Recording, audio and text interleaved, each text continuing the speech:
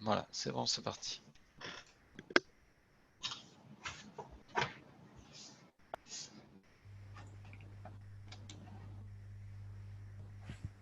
Tu dois pouvoir partager ton écran. J'avais Oui, partagé le... Oui, est-ce oui, que c'est bon. ça partage l'écran? Est-ce que vous voyez Pas l'écran ou encore, pas? non, Non. Oui. pas encore. Ah, Ça y est, c'est C'est parti. bon là? Oui, c'est ça bon. y est. C'est Oui. bon? Ok. Alors, je suis juste en train de bouger ça. Alors, donc au niveau de... Si ça veut bien démarrer. Voilà. Est-ce que vous voyez toujours l'écran? C'est bon? Oui. Oui. Donc le programme de la formation, comme je vous l'ai dit tout à l'heure, on va faire un point sur les obligations comptables des associations.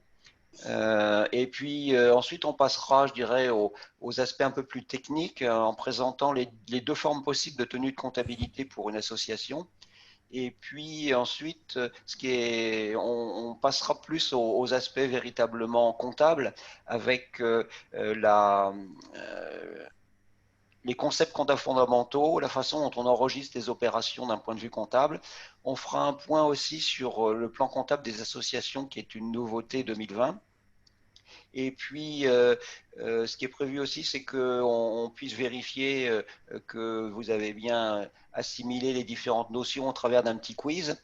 Et puis les deux dernières parties, elles seront plus dédiées, on va dire, à la comptabilité sous un angle pratique dans les comités de jumelage, avec un exemple de tenue de comptabilité vraiment simplifié.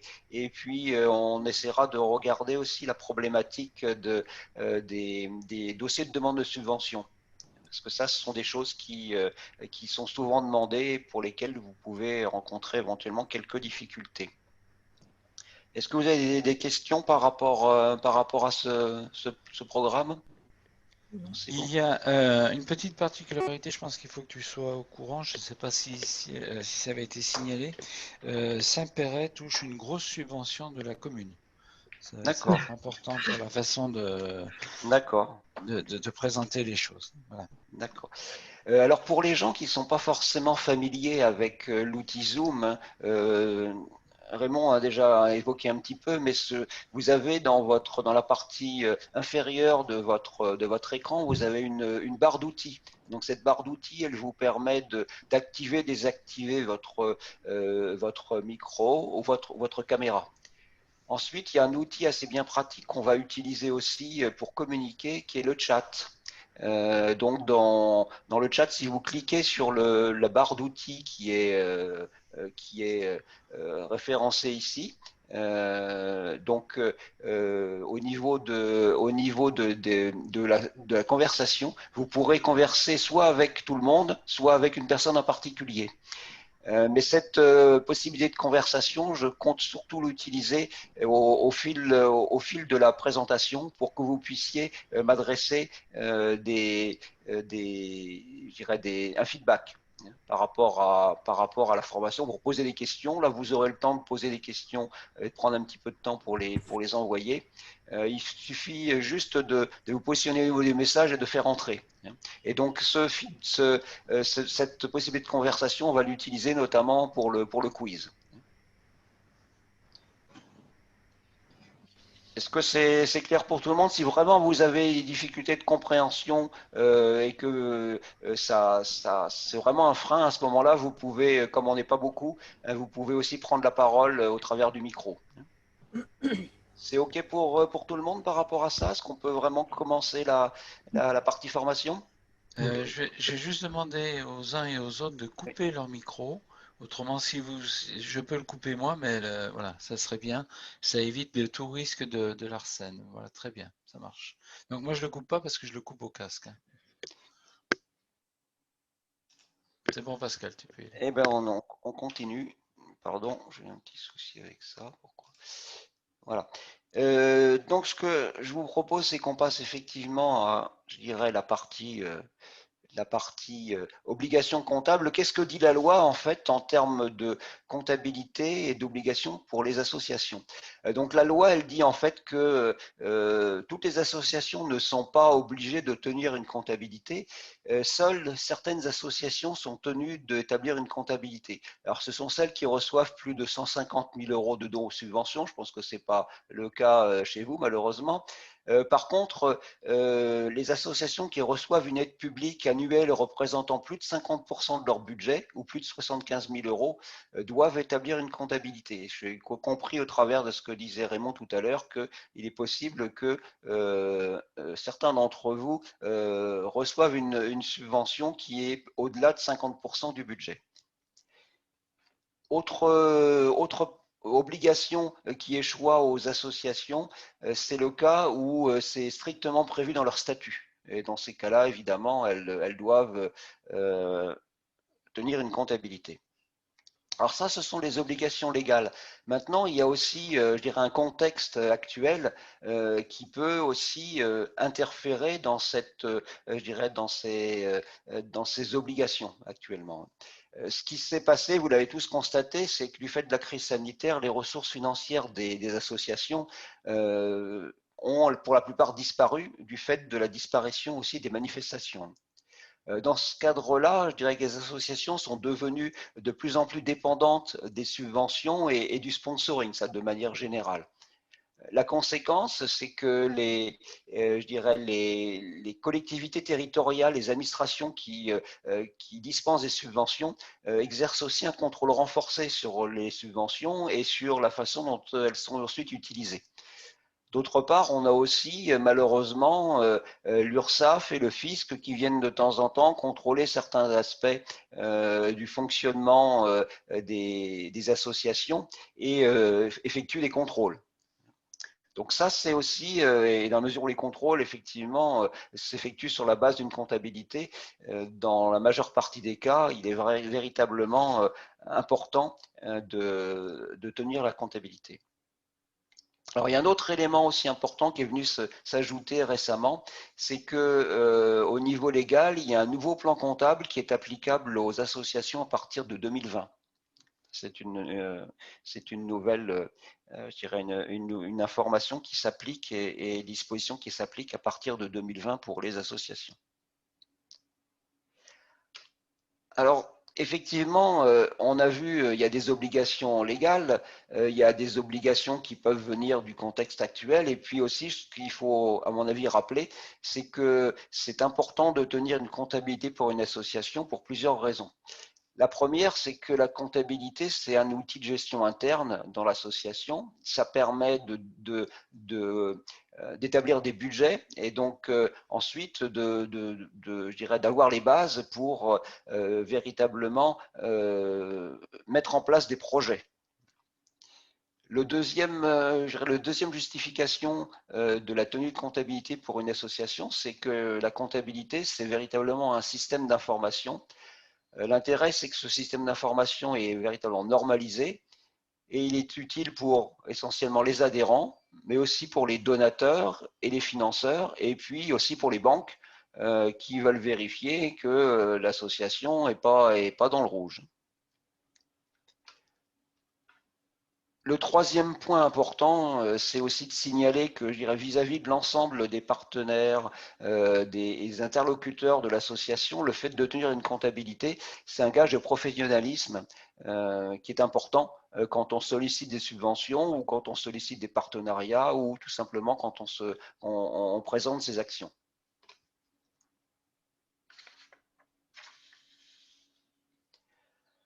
Alors maintenant, pour aller un petit peu plus dans le détail, en fait, en termes de comptabilité, je dirais les obligations peuvent prendre deux formes différentes. On a deux possibilités de tenue de comptabilité pour une association. La première, c'est celle que je pense tout le monde pratique et qui est la plus simple, qui s'appelle la comptabilité de trésorerie. Donc, ça consiste en fait à effectuer tout simplement un suivi chronologique des encaissements et des décaissements. Donc ça, c'est une forme de comptabilité simplifiée au travers de laquelle on n'enregistre pas d'engagement que ce soit des dettes ou des créances potentielles de l'association.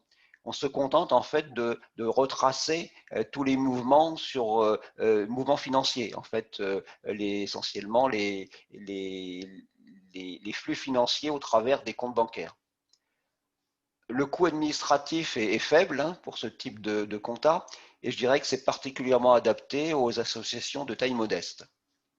Maintenant, on a une deuxième forme de comptabilité possible pour les associations, qui est la comptabilité d'engagement. Alors, ce type de comptabilité, donc comptabilité d'engagement, c'est en fait la même chose que la comptabilité qui est pratiquée dans je dirais les associations, les sociétés à but lucratif comme les sociétés commerciales. Là, il ne s'agit plus uniquement de faire un suivi chronologique des flux de trésorerie, mais en fait, il s'agit aussi de saisir les engagements, c'est-à-dire les dettes ou les créances, avant qu'elles ne se concrétisent par des flux financiers. Évidemment, le coût administratif est plus conséquent hein, sur deux plans. Le premier plan, c'est que ça nécessite plus de temps. Et puis, assez souvent, il faut pour le faire disposer d'un outil dédié, que ce soit un logiciel comptable ou autre. Alors ça, c'est en plus recommandé, à mon avis, pour les associations de taille qui sont beaucoup plus significatives. Est-ce que vous avez, je vais peut-être faire juste un petit break par rapport à ça. Qu'est-ce qui se passe? Pas de message, oui. Est-ce que vous avez des questions par rapport à ça? Non? C'est clair pour tout le monde? Donc, ce que je vous propose, c'est qu'on passe maintenant au concept comptable, donc la partie un peu plus technique.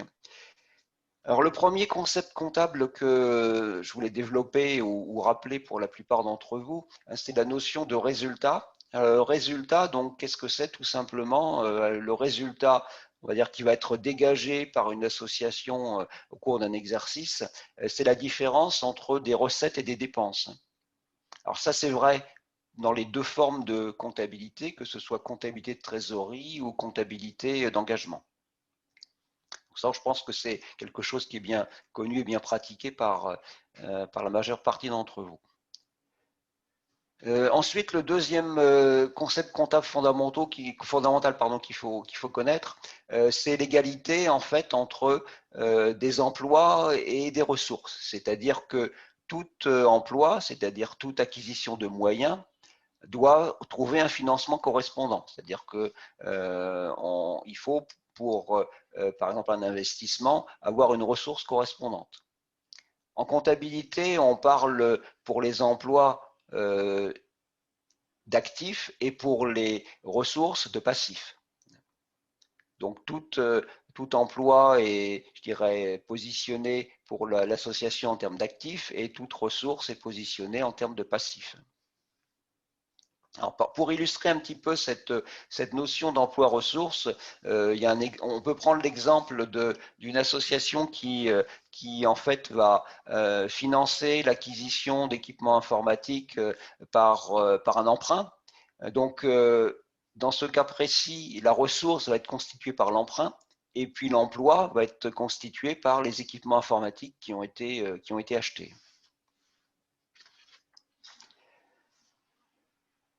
Alors ensuite, on parle d'emploi ou de ressources, mais qu'est-ce que ça couvre et est-ce qu'il peut y avoir différents types de ressources ou d'emplois? Alors pour la partie ressources passives, par exemple, on distingue en comptabilité trois types de ressources. Le premier, ce sont des ressources permanentes. Alors essentiellement, ce sont des fonds propres. Alors des fonds propres, il n'y en a peut-être pas forcément beaucoup dans les comités de jumelage, mais par exemple dans les associations sportives, on a certains dirigeants qui en fait apportent des fonds de façon permanente à l'association. Et donc ça, ce sont des fonds propres. Ensuite, on a un deuxième type de ressources qui sont des ressources qui sont plus limitées dans le temps, qui s'appellent ressources temporaires. Et les exemples caractéristiques, c'est les crédits bancaires ou les crédits fournisseurs. Et puis la dernière source de ressources pour l'association, en fait, il s'agit donc des excédents, des résultats positifs de l'association qui sont engrangés et qui constituent des ressources futures.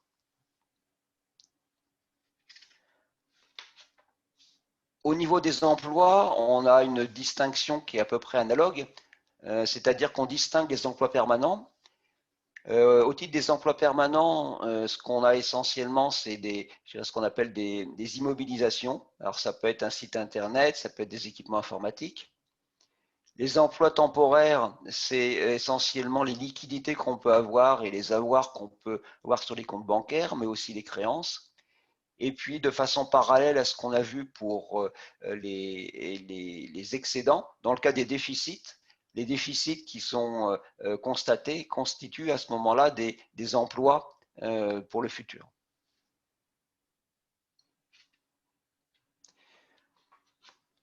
Donc voilà essentiellement je dirais les deux concepts comptables à bien connaître.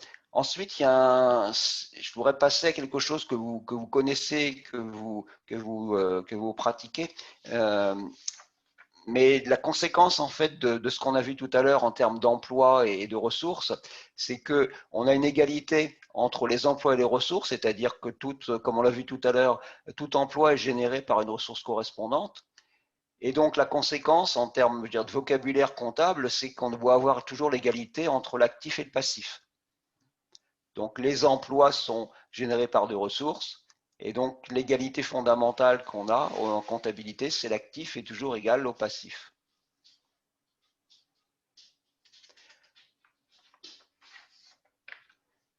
Alors, un élément important qui est, je dirais, le résultat essentiellement des travaux comptables et de fin d'exercice, c'est la présentation d'un bilan. Alors, qu'est-ce que c'est un bilan? Tout simplement, un bilan, c'est un état de la situation patrimoniale de l'association. C'est-à-dire que on va s'arrêter à l'instant T, et à l'instant T, on va faire l'inventaire de tous les actifs et tous les passifs de l'association. Alors, la conséquence de ce qu'on a vu tout à l'heure, c'est qu'au niveau d'un bilan, comme on a dit emploi égale ressources, on aura total des actifs égale total des passifs.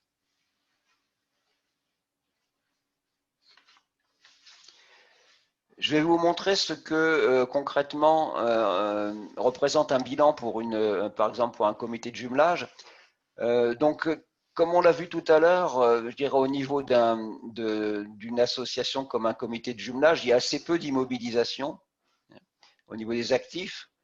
On a assez peu de créances parce qu'elles sont en général encaissées.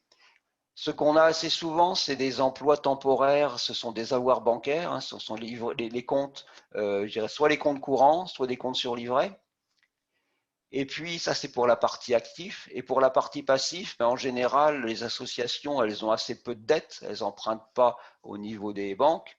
Les autres éléments qu'on retrouve au niveau du passif, alors c'est d'une part le résultat de l'exercice, c'est-à-dire l'excédent, et puis il y a un élément aussi qui est important que je voulais vous signaler, c'est ce qu'on appelle le report à nouveau. Alors qu'est-ce que c'est le report à nouveau? En fait, le report à nouveau, c'est tout simplement le cumul, je dirais, de tous les résultats passés de l'association. Donc en l'occurrence ici pour ce comité de jumelage, au niveau du bilan, on présente un excédent de 1 600 € pour l'exercice N. Et puis, par contre, le cumul de tous les excédents passés est de 11 600 €. Donc, tout ceci aboutit à avoir des capitaux propres et des ressources donc, correspondant à la totalité des passifs pour 13 000 €. Il y a un élément important qu'il faut quand même souligner aussi au niveau du bilan, qui représente quelque chose d'important, c'est ce qu'on appelle les capitaux propres. Les capitaux propres, comme on l'a vu tout à l'heure, hein, les capitaux propres, c'est la différence entre les actifs, toute cette partie-là, et les dettes. Et ça, concrètement, c'est aussi représentatif de la valeur, je dirais, financière de l'association. C'est en fait concrètement ce que l'association recevrait comme argent si elle vendait tous ses actifs et si elle payait toutes ses dettes. Donc ça, c'est quand même un élément important je dirais que les banques regardent. Pour en terminer véritablement avec les concepts comptables fondamentaux et je dirais les états comptables, il y a un autre élément qui est véritablement important en comptabilité, c'est ce qu'on appelle le résultat. Le résultat, comme on l'a vu, alors pour une association, on parle plus de soit d'excédent, soit de déficit. Mais en comptabilité, en général, on parle plus de profit pour un excédent ou de perte pour un déficit. Alors vous l'avez vu au niveau du bilan, on n'a pas de détail des composantes du résultat. Et donc, c'est important d'avoir un autre élément qui permette d'avoir une meilleure compréhension de la façon dont le résultat s'est formé. Et c'est pourquoi on a un autre état véritablement synthétique et important en compta qui est établi annuellement, qui s'appelle le compte de résultat. Alors, ce compte de résultat, il va faire apparaître en fait le résultat sous la forme de la différence entre des dépenses et des recettes. Alors, en comptabilité, on utilise un vocabulaire un petit peu plus précis. On ne parle pas forcément de recettes et dépenses qui sont plutôt liées à, je dirais, un vocabulaire de comptabilité de trésorerie, mais on parle plus généralement de produits pour des recettes et de charges pour des dépenses. Et le compte de résultat, en fait, il va être scindé en deux. Il va être scindé en une partie produit, qui correspond à des accroissements de ressources. Par exemple, les accroissements de ressources qu'on comptabilise donc au niveau des recettes ou des produits, c'est les cotisations reçues des adhérents, c'est les subventions. À l'opposé, au travers des dépenses ou des charges, on comptabilisera les accroissements d'emplois tels que des salaires, des achats de fournitures, par exemple, et des frais de déplacement. Et évidemment, le résultat, il sera obtenu par la différence entre les produits et des charges. On va peut-être s'arrêter là et je vais peut-être vous laisser un petit peu la parole si vous avez des questions par rapport à ça. Faire un petit point. Est-ce que c'est relativement clair? Alors, vous pouvez ouvrir vos micros, je pense qu'on n'est que trois, donc c'est peut-être plus convivial comme ça qu'utiliser le chat. Non, pas de questions, c'est clair pour tout le monde? Dans le compte de résultats, en fait, on met le détail des différentes rubriques. C'est bien ça, je ne me Oui, trompe c'est pas. ça, des rubriques de dépenses ou des rubriques on va dire de recettes, tout simplement. Alors, Voilà, on parle ouais, si pas on... probablement de codification, parce que ça, c'est peut-être, je dirais, on y viendra un peu plus tard, mais je dirais de façon assez globale, hein. Simplement, ce qu'il faut retenir, c'est que le compte de résultat présente le détail des différentes recettes et différentes dépenses hein, qui ont permis d'aboutir au résultat final. Ok. Alain, c'est clair pour vous Peu près, oui. pour l'instant, d'accord. Ok. Sylviane aussi? Pour moi, c'est tout nouveau là, hein. C'est tout nouveau, Oui. Il y a d'accord. beaucoup de nouveaux termes. Beaucoup de Bon, nouveautés. voilà, on l'applique. Moi, je Si- l'applique, mais pas sous ces termes-là, quoi. D'accord. Mais S'il y a Voilà. des termes que vous ne connaissez pas, n'hésitez pas à demander, hein, c'est le moment. Oui, les explications sont claires, mais pour tout retenir d'un coup, là, ça va être. Bon, Voilà. c'est enregistré, donc je Oui, vous enverrai l'enregistrement derrière, d'accord? Oui, d'accord, merci. on aura le PowerPoint. Donc, PowerPoint aussi, Oui, tout à oui, fait. je vous enverrai ça, ouais. pas de souci. Oui, c'est vrai que les nouveaux termes, comme accroissement d'emploi, bon, j'ai jamais employé ce terme, quoi. Les dépenses, les charges, oui. Mais accroissement d'emploi, accroissement de ressources, quoi, c'est des termes communs. Qu'on n'a C'est pas Non, mais si, nouveau. l'habitude d'utiliser, C'est voilà, mais mais bon. nouveau. si vous êtes sur le vocabulaire dépenses, recettes et produits charges, c'est suffisant. Ouais. C'est juste pour En que fait, vous ayez, je dirais, un petit peu l'intégralité des concepts fondamentaux, mais ensuite, dans la pratique, vous n'aurez plus besoin de tout ça. c'est simplement si vous adressez à un comptable et il va utiliser des termes comme ça, vous direz, bon, c'est bon, j'ai déjà entendu ces termes-là et ça vous permettra de comprendre plus facilement. C'est surtout ça. Mais c'est vrai qu'en comptabilité d'une association, on ne va pas utiliser ces termes-là. En assemblée générale, si vous utilisez ces termes-là, les gens vont vous regarder avec des yeux tout ronds, hein. Donc, Ok. Alors, ce que je vous propose maintenant, c'est une fois qu'on a vu, là on a fait en fait la partie, je dirais la plus technique, hein, quasiment. Je vais passer maintenant à, je dirais, plus au fonctionnement quotidien de la comptabilité, hein, et voir comment pratiquement on enregistre les opérations. Donc, en fait, donc maintenant qu'on a on a vu les concepts, on a vu un petit peu la finalité qui était d'établir un bilan, faire une situation patrimoniale, de dégager le résultat, c'est-à-dire voir s'il y a des excédents ou des déficits. Maintenant, comment est-ce qu'on fait de la compta au jour le jour? En fait, la comptabilité, elle doit se faire, je dirais, d'une façon assez normalisée. En fait, tout enregistrement comptable, ce qu'il faut savoir, c'est qu'on doit, je dirais, adosser tout enregistrement comptable à une pièce justificative datée. Alors cette pièce justificative, elle peut avoir deux origines. Elle peut avoir une origine externe. Par exemple, les pièces comptables concernées peuvent être des factures fournisseurs, des relevés de comptes bancaires. Mais aussi, un piège justificatif, ça peut être un email, ça peut être une note de frais interne, ça peut être un formulaire de don CERFA. Ce qu'il faut savoir, c'est que les pièces comptables doivent être conservées à l'appui des enregistrements comptables. En général, les délais de conservation, c'est 10 ans. C'est-à-dire que, par exemple, pour les factures fournisseurs, elles doivent être conservées 10 ans. C'est la même obligation pour les bilans et les comptes de résultats des associations. Au niveau des relevés bancaires, par exemple, la durée de conservation n'est que de 5 ans. Mais l'important, c'est qu'il faut véritablement que la comptabilité soit effectuée et permette de retrouver toujours la pièce comptable d'origine de l'enregistrement. Donc c'est important parce que éventuellement, s'il y a des contrôles, que ce soit du fisc, de l'URSSAF, il faut avoir les pièces comptables justificatives qui permettent on va dire de tracer et de montrer que l'enregistrement est bien, je dis bien, est bien correct par rapport à l'opération qui a été effectuée.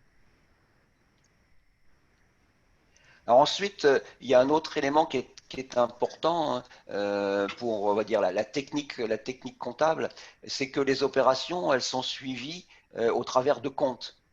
Ces comptes, en fait, ils sont distincts suivant qu'on a affaire à telle ou telle opération. Les comptes qui sont utilisés, ils sont ventilés entre ce qu'on appelle les comptes de bilan ou les comptes de résultat, suivant que l'opération, elle affecte le bilan ou elle affecte éventuellement le résultat de l'association. Par exemple, si on a, je dirais, une opération qui concerne uniquement la trésorerie, ben on mouvementera un compte de banque. Par contre, si on a une opération qui impacte en fait le résultat de l'association, par exemple comme les salaires ou les cotisations reçues, à ce moment-là, on mouvementera un compte de résultat. En fait, les comptes, ils regroupent les opérations qui sont de même nature, c'est-à-dire qu'on aura au travers d'un compte toutes les opérations qui enregistrent, par exemple, les salaires seront affectés dans un compte de salaire. Même chose au niveau des comptes de cotisation, on aura un compte spécifique pour enregistrer les cotisations. Ça, c'est la philosophie, effectivement, c'est d'enregistrer, je dirais, de classer les enregistrements comptables, en fait, par nature, dans les comptes. Alors le dernier élément un petit peu technique sur lequel je voudrais revenir parce que c'est en comptabilité, on va dire, d'engagement où on a une notion qu'on doit bien maîtriser, qui est en fait ce qu'on appelle la partie double. En comptabilité, ce qu'on a vu tout à l'heure, c'est que le résultat était la différence entre des produits et des charges, entre des recettes et des dépenses. Le résultat aussi, on l'a vu au niveau du bilan, c'est une différence entre des actifs et des passifs. Si on exprime un petit peu différemment ici cette égalité, on verra que on a les actifs et les charges qui doivent être égaux toujours au passif ou au produit. Exprimés différemment, les actifs plus les charges moins les passifs et les produits doivent être égaux à zéro. Alors ça, c'est le principe comptable aussi de base utilisé dans la comptabilité d'engagement, qui en fait se traduit sous la forme en vocabulaire un petit peu comptable. On retrouve la notion d'emploi et de ressources, c'est-à-dire que toute cette partie-là, vous vous rappelez que les actifs et les charges sont des emplois, vous vous rappelez que les passifs et les produits, c'est des ressources. Donc en fait, cette égalité fondamentale qu'on a vue entre emploi et ressources, elle se traduit en fait dans toutes les écritures comptables par une égalité entre cette partie-là, actif plus charge et passif plus produit. C'est ce qu'on appelle le principe de la partie double. Ça se traduit aussi, on va dire, dans le vocabulaire comptable, par une égalité entre débit et crédit. Ça, c'est du vocabulaire financier, on va dire, et comptable historique. Conventionnellement, on va enregistrer au débit des comptes toutes les augmentations d'emploi.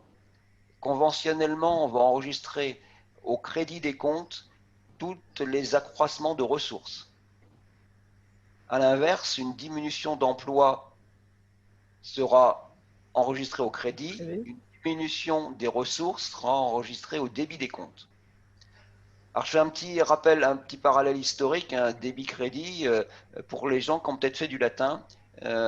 Débit, ça vient de débet, crédit, ça vient de crédette.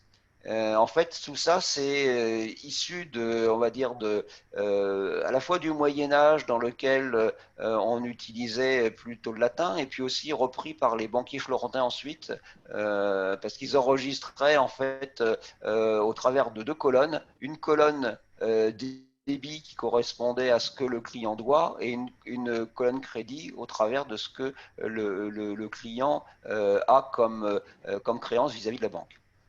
Donc ça, c'est véritablement, je dirais, pour le fonctionnement d'une comptabilité complète, une comptabilité, ce qu'on appelle la comptabilité, non pas de trésorerie, mais une comptabilité d'engagement, quelque chose qu'on doit retrouver dans toutes les écritures comptables. C'est-à-dire qu'au niveau de toutes les écritures comptables, on aura la somme des débits sera égale à la somme des crédits. Ça, c'est vrai pour toute écriture comptable, on va dire individuelle, mais ce sera vrai aussi pour toutes les écritures comptables d'un mois, toutes les écritures comptables d'une période, et aussi évidemment toutes les écritures comptables, je dirais, de l'ensemble de la vie de l'association. Alors ça, c'est peut-être le concept qui est un petit peu compliqué, mais je dirais qu'il faut simplement retenir somme des débits égale somme des crédits. Aujourd'hui, on ne va pas aller rentrer dans la technique comptable de savoir comment on enregistre les écritures en comptabilité d'engagement avec débit et crédit, etc. Mais l'idée, c'est que vous ayez quand même ça en tête parce que ça, si jamais vous utilisez un jour un logiciel d'écriture comptable, il faudra toujours bien avoir en tête qu'au niveau des écritures, on doit avoir somme des débits égale somme des crédits. J'ai peut-être vous laisser un petit peu la parole par rapport à ces notions, voir si vous avez, si ça vous a parlé, si c'est pas trop ésotérique. Sylviane, peut-être ça a été à peu près clair? Non, mais ça va. Oui. Ben, débit, crédit, c'est plus mes termes. Donc, voilà. Après, le reste, on va essayer d'apprendre. Voilà. D'accord. Ok. Élise, de votre côté? Oui, ça va. Enfin, Ça va. en schématisant, les crédits, c'est ce qu'on a en plus et les débits, c'est ce qu'on soustrait.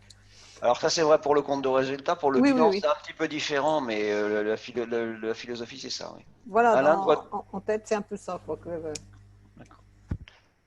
Oui, la somme des débits toujours égale à la somme des crédits, quoi. Donc ça, c'est un concept que vous connaissiez, il n'y a pas de problème particulier. Oui. Ok, écoutez, merci.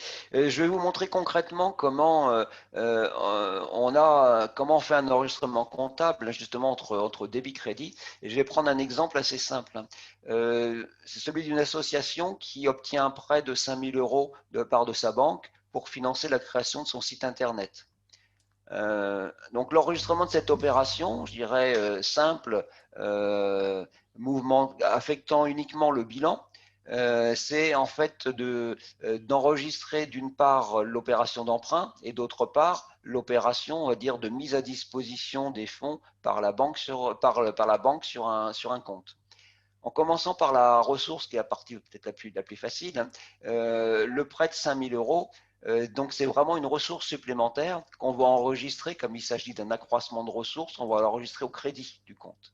Alors, traditionnellement, les présentations de compte, en fait, je dirais sur le papier, c'est ce qu'on appelle, on a une présentation, ce qu'on appelle un compte en T, c'est-à-dire qu'on présente deux colonnes, hein, une colonne droite, une colonne gauche, et la colonne de droite, ici, conventionnellement, c'est le crédit.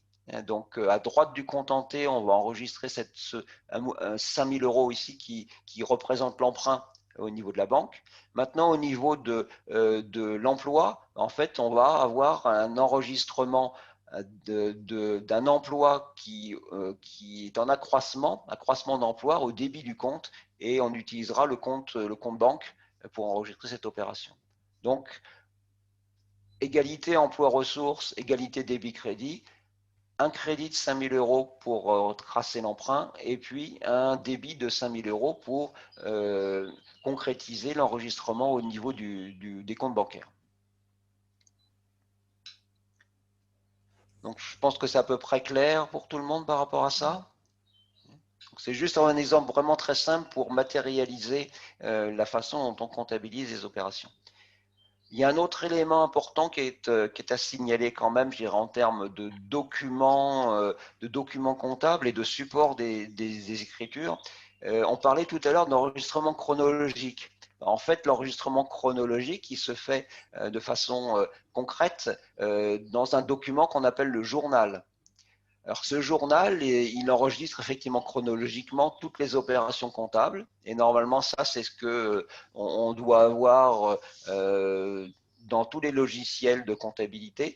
C'est donc cet enregistrement chronologique qui précise quelle est la date de l'opération, quels sont les comptes qui sont débités, avec quel montant, quels sont les comptes qui sont crédités avec tel montant, et puis aussi, surtout, quelle est la pièce justificative qui a permis l'enregistrement de cette opération.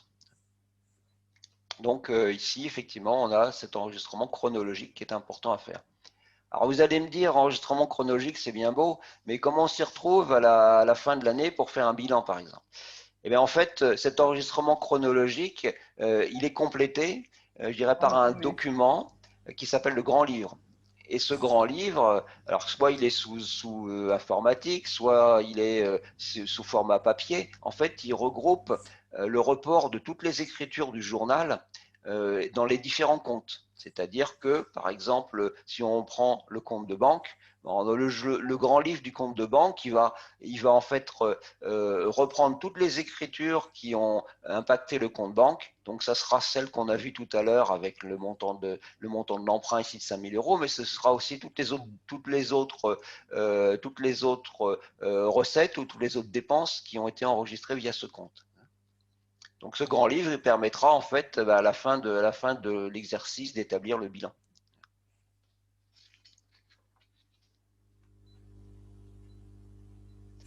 Est-ce que vous avez des questions par rapport à ça? C'est plus de la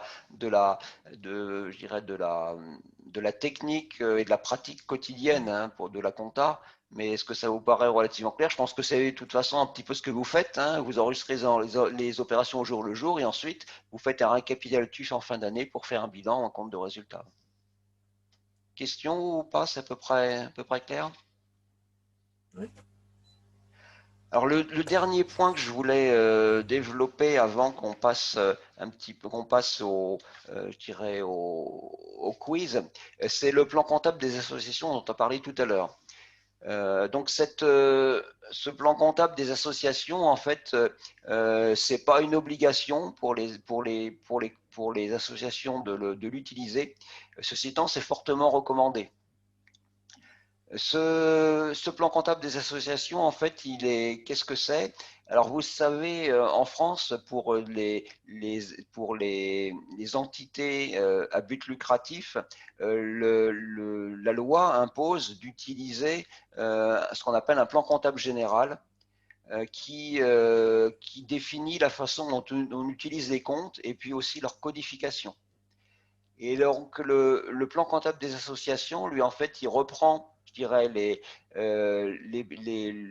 obligations et la codification de ce qu'on appelle le plan comptable général qui s'applique aux entreprises à but lucratif et vient compléter, je dirais, la définition des comptes et puis leur codification pour les comptes spécifiques des associations. Donc, en fait, le plan comptable des associations est fait de deux éléments. Le premier, c'est, je dirais, les éléments qui sont communs et les comptes qui sont communs aux entreprises à but lucratif et aux associations, dans un premier temps, et ensuite vient ajouter des comptes qui sont spécifiques aux associations.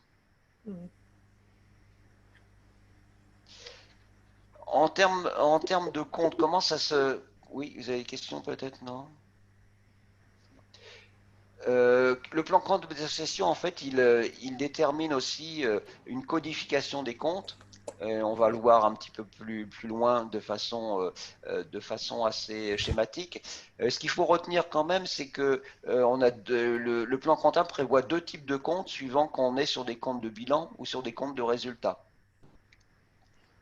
Et on définit aussi à l'intérieur de chaque catégorie, on définit des classes en fonction de la nature des comptes. Par exemple, en classe 1, on aura les comptes de capitaux, comptes capitaux propres et emprunts. Au niveau essentiellement qui concerne la partie qui concerne plus les associations, on aura utilisé souvent les comptes 5, les comptes financiers dans lesquels on aura les comptes bancaires. Et puis, il y a des comptes qui sont utilisés spécifiquement pour expliquer la formation du résultat, qui sont les comptes de classe 6, dans lesquels on va regrouper les charges, c'est-à-dire les dépenses, et puis dans la classe 7, les éléments qui regroupent les produits. Alors concrètement, en termes de codification, qu'est-ce que ça veut dire? Le plan comptable donc, des associations, il va définir une codification dans laquelle la base est constituée par le premier chiffre de tous les numéros comptes de la classe. Ensuite, on va aller un petit peu plus loin et faire des subdivisions en utilisant toujours pour une subdivision d'un compte le numéro du compte principal. Alors exemple, on a un compte principal dans les comptes de produits qui s'appelle vente de produits fabriqués, de prestations de services ou de marchandises. Ça, c'est ce qu'on appelle le compte 70. Et ensuite, on aura un deuxième niveau, comme on peut avoir un tel niveau dans une arborescence, par exemple, de fichiers en informatique. On aura des sous-comptes. On aura un sous-compte de premier niveau dans lequel on aura le compte, par exemple, 706, dans lequel on va enregistrer les ventes de prestations de services, qui est une subdivision du compte général 70. Et puis, si on va encore un peu plus dans le détail, on enregistrera par exemple les parrainages, qui sont des ventes de prestations au sens comptable, dans le compte 7063. Donc toute l'architecture et la codification des comptes est basée sur ce principe. Un compte principal, en général donc avec deux chiffres, et puis on va plus loin, de plus en plus loin dans la subdivision, avec des comptes à 3 chiffres ou des comptes à 4 chiffres. Alors, il ne faut pas s'effrayer par rapport à ça, parce que pour les associations, et notamment, on a fait très peu de comptes qui sont véritablement utilisés, parce que les associations ne font pas autant d'opérations qu'une entité à but lucratif. Donc, les comptes des associations, en fait, à utiliser peuvent se compter sur le doigt des deux mains. On a par exemple des achats de fournitures administratives, c'est les comptes 606, éventuellement des primes d'assurance, des honoraires, des frais de déplacement, des parrainages, des ventes de marchandises pour les manifestations, des dons et abandons de frais par les bénévoles pour les comptes 754, des contributions financières, c'est là qu'on retrouve les subventions, et des cotisations des adhérents. Donc, si on veut utiliser le plan comptable des associations, je dirais qu'on n'a pas beaucoup de comptes véritablement à utiliser au jour le jour. Est-ce que vous avez des questions par rapport à ça? Qu'est-ce que vous appelez parrainage? Bah, parrainage, alors le parrainage n'est pas, je dirais, c'est un vocabulaire qui est utilisé dans les associations. En fait, le parrainage, c'est ce qu'on peut appeler sponsoring aussi, c'est-à-dire que il s'agit en fait on va dire, d'une contribution qui est donnée par soit par une entité commerciale en général, hein, qui s'associe et qui favorise, je dirais, l'association dans le cadre de son développement et de ses activités, et donc elle donne une contribution financière. En contrepartie, en général, je dirais, l'association fait de la publicité et inscrit je dirais, cette entité à but lucratif dans ses partenaires. Mais effectivement, ça c'est une prestation. En contrepartie, il peut y avoir aussi évidemment, on va dire, pour renvoyer l'ascenseur, s'il s'agit par exemple d'un restaurant ou de bar ou de société commerciale, je dirais un engagement aussi de l'association, on va dire morale, à utiliser dans le cas où c'est possible les services de l'entité en question. Mais ça, comptablement, je dirais, le parrainage pour une société, une association sportive, par exemple, devrait se concrétiser par une facture. C'est-à-dire que l'association envoie une prestation de parrainage à la société commerciale qui va en contrepartie lui donner les fonds correspondants. Très bien. C'est du sponsoring, quoi. Ben voilà, parrainage, j'ai utilisé le terme parrainage parce qu'en fait c'est le terme français hein, plutôt que le terme sponsoring qu'on utilise, qui est le terme anglais par rapport à ça. Merci. S'il n'y a pas d'autres questions, je vous propose qu'on passe à la partie quiz. Alors, comme on n'est que 3, on va peut-être le faire un petit. J'avais prévu initialement de le faire en chat, on va peut-être le faire oralement. Donc, ce que je vous propose, c'est que on liste les différentes questions et puis vous allez au tour de rôle vous donner la réponse à laquelle vous pensez pour la question. Alors, la question 1, donc pour une bonne gestion et l'obtention de financement, la tenue d'une comptabilité dans une association est petit a obligatoire, petit b hautement recommandé. Alors Sylviane par exemple, qu'est-ce que vous répondriez? Je dirais hautement recommandé. Oui, tout à fait. Ouais. Oui, obligatoire, après, bah ça non, dépend de la taille de l'association. Enfin, ça dépend de la taille, voilà, ça dépend effectivement du niveau de subvention qu'elle reçoit, mais effectivement, la solution, c'est comptabilité hautement recommandée. Deuxième question, au bilan comptable de fin d'exercice d'une association, l'actif est petit a, rarement égal au passif, petit b, toujours égal au passif, petit c, égal au passif quand le trésorier a été sobre lors du réveillon. Alors, c'est un petit clin d'œil, Élise, je vous laisse Toujours répondre. égal au passif. Voilà, toujours égal au passif, c'est ce qu'on avait vu, hein, égalité fondamentale, actif égal passif. Donc dans tous les cas, même si le trésorier a un petit peu apprécié je dirais le vin lors du réveillon. Ouais. Question 3, cette fois-ci sur la comptabilité de trésorerie. Donc la comptabilité de trésorerie enregistre les factures petit a dès leur réception, petit b dès leur paiement, petit c uniquement en fin de mois lors de la réception du relevé bancaire. C'est peut-être un peu plus compliqué là. Il faut peut-être un petit temps de réflexion. Ouais, je dirais dès la réception, mais je pense uniquement en fin de mois, la réception du relevé bancaire, je ne sais pas. Alors les autres, Sylviane, vous proposeriez quoi vous? Moi, à l'heure actuelle, je fais dès leur paiement, Oui. mais je vérifie toujours à la réception du relevé bancaire. Donc, les deux seraient… D'accord. Élise, voilà. vous, de votre côté, vous… Oui, je le faisais dès leur réception et puis je contrôle toujours au relevé bancaire. D'accord. En fait, la réponse, je dirais, ce qu'on attend plus en termes de réponse, c'est Dès le paiement. dès le paiement. Parce qu'en fait, Mm. on a vu que comptabilité de trésorerie, c'est un enregistrement chronologique hein, Ouais. des dépenses et des recettes. Donc, en fait, je dirais, l'élément qui va générer l'enregistrement, ça va être le paiement. Et évidemment, ce paiement, il est initié par le trésorier, hein, et donc on sait ce qui se passe. Donc on n'attend en général pas d'avoir le relevé bancaire. Par contre, il faut effectivement vérifier que la dépense elle figure bien sur le relevé bancaire, hein, parce qu'à un moment donné, il faudra peut-être se poser la question si pourquoi le chèque éventuellement n'a pas été encaissé. Mais la des réponses qu'on attend en comptabilité de trésorerie, c'est véritablement dès le paiement, on va enregistrer la facture. En principe aussi, quand on fait des achats, enfin pour les petites associations, on les paye au comptant. Donc, Voilà, il n'y a pas de décalage. il Donc, n'y a pas de décalage avec la réception et le paiement, quoi. ouais, voilà. Ok. Alors, deuxième partie de questions. Concernant cette fois-ci plus le compte de résultat. En fin d'année, le compte de résultat d'une association est petit a toujours égal à 0, petit b toujours déficitaire si elle n'a pas reçu les subventions attendues, petit c déficitaire ou bénéficiaire. Sylviane, vous voulez répondre à la question? En principe, c'est toujours égal à 0. Enfin, Ah, d'après ce qu'on n'a pas appris. non, je suis Non, pas c'est sûr que tout le monde soit déficitaire ou d'accord. bénéficiaire. Déficitaire ou bénéficiaire. Ah, Oui, d'accord. oui, parce qu'en fait, tout dépend. Effectivement, on peut être dans plusieurs cas de figure. Hein. Effectivement, on n'est pas.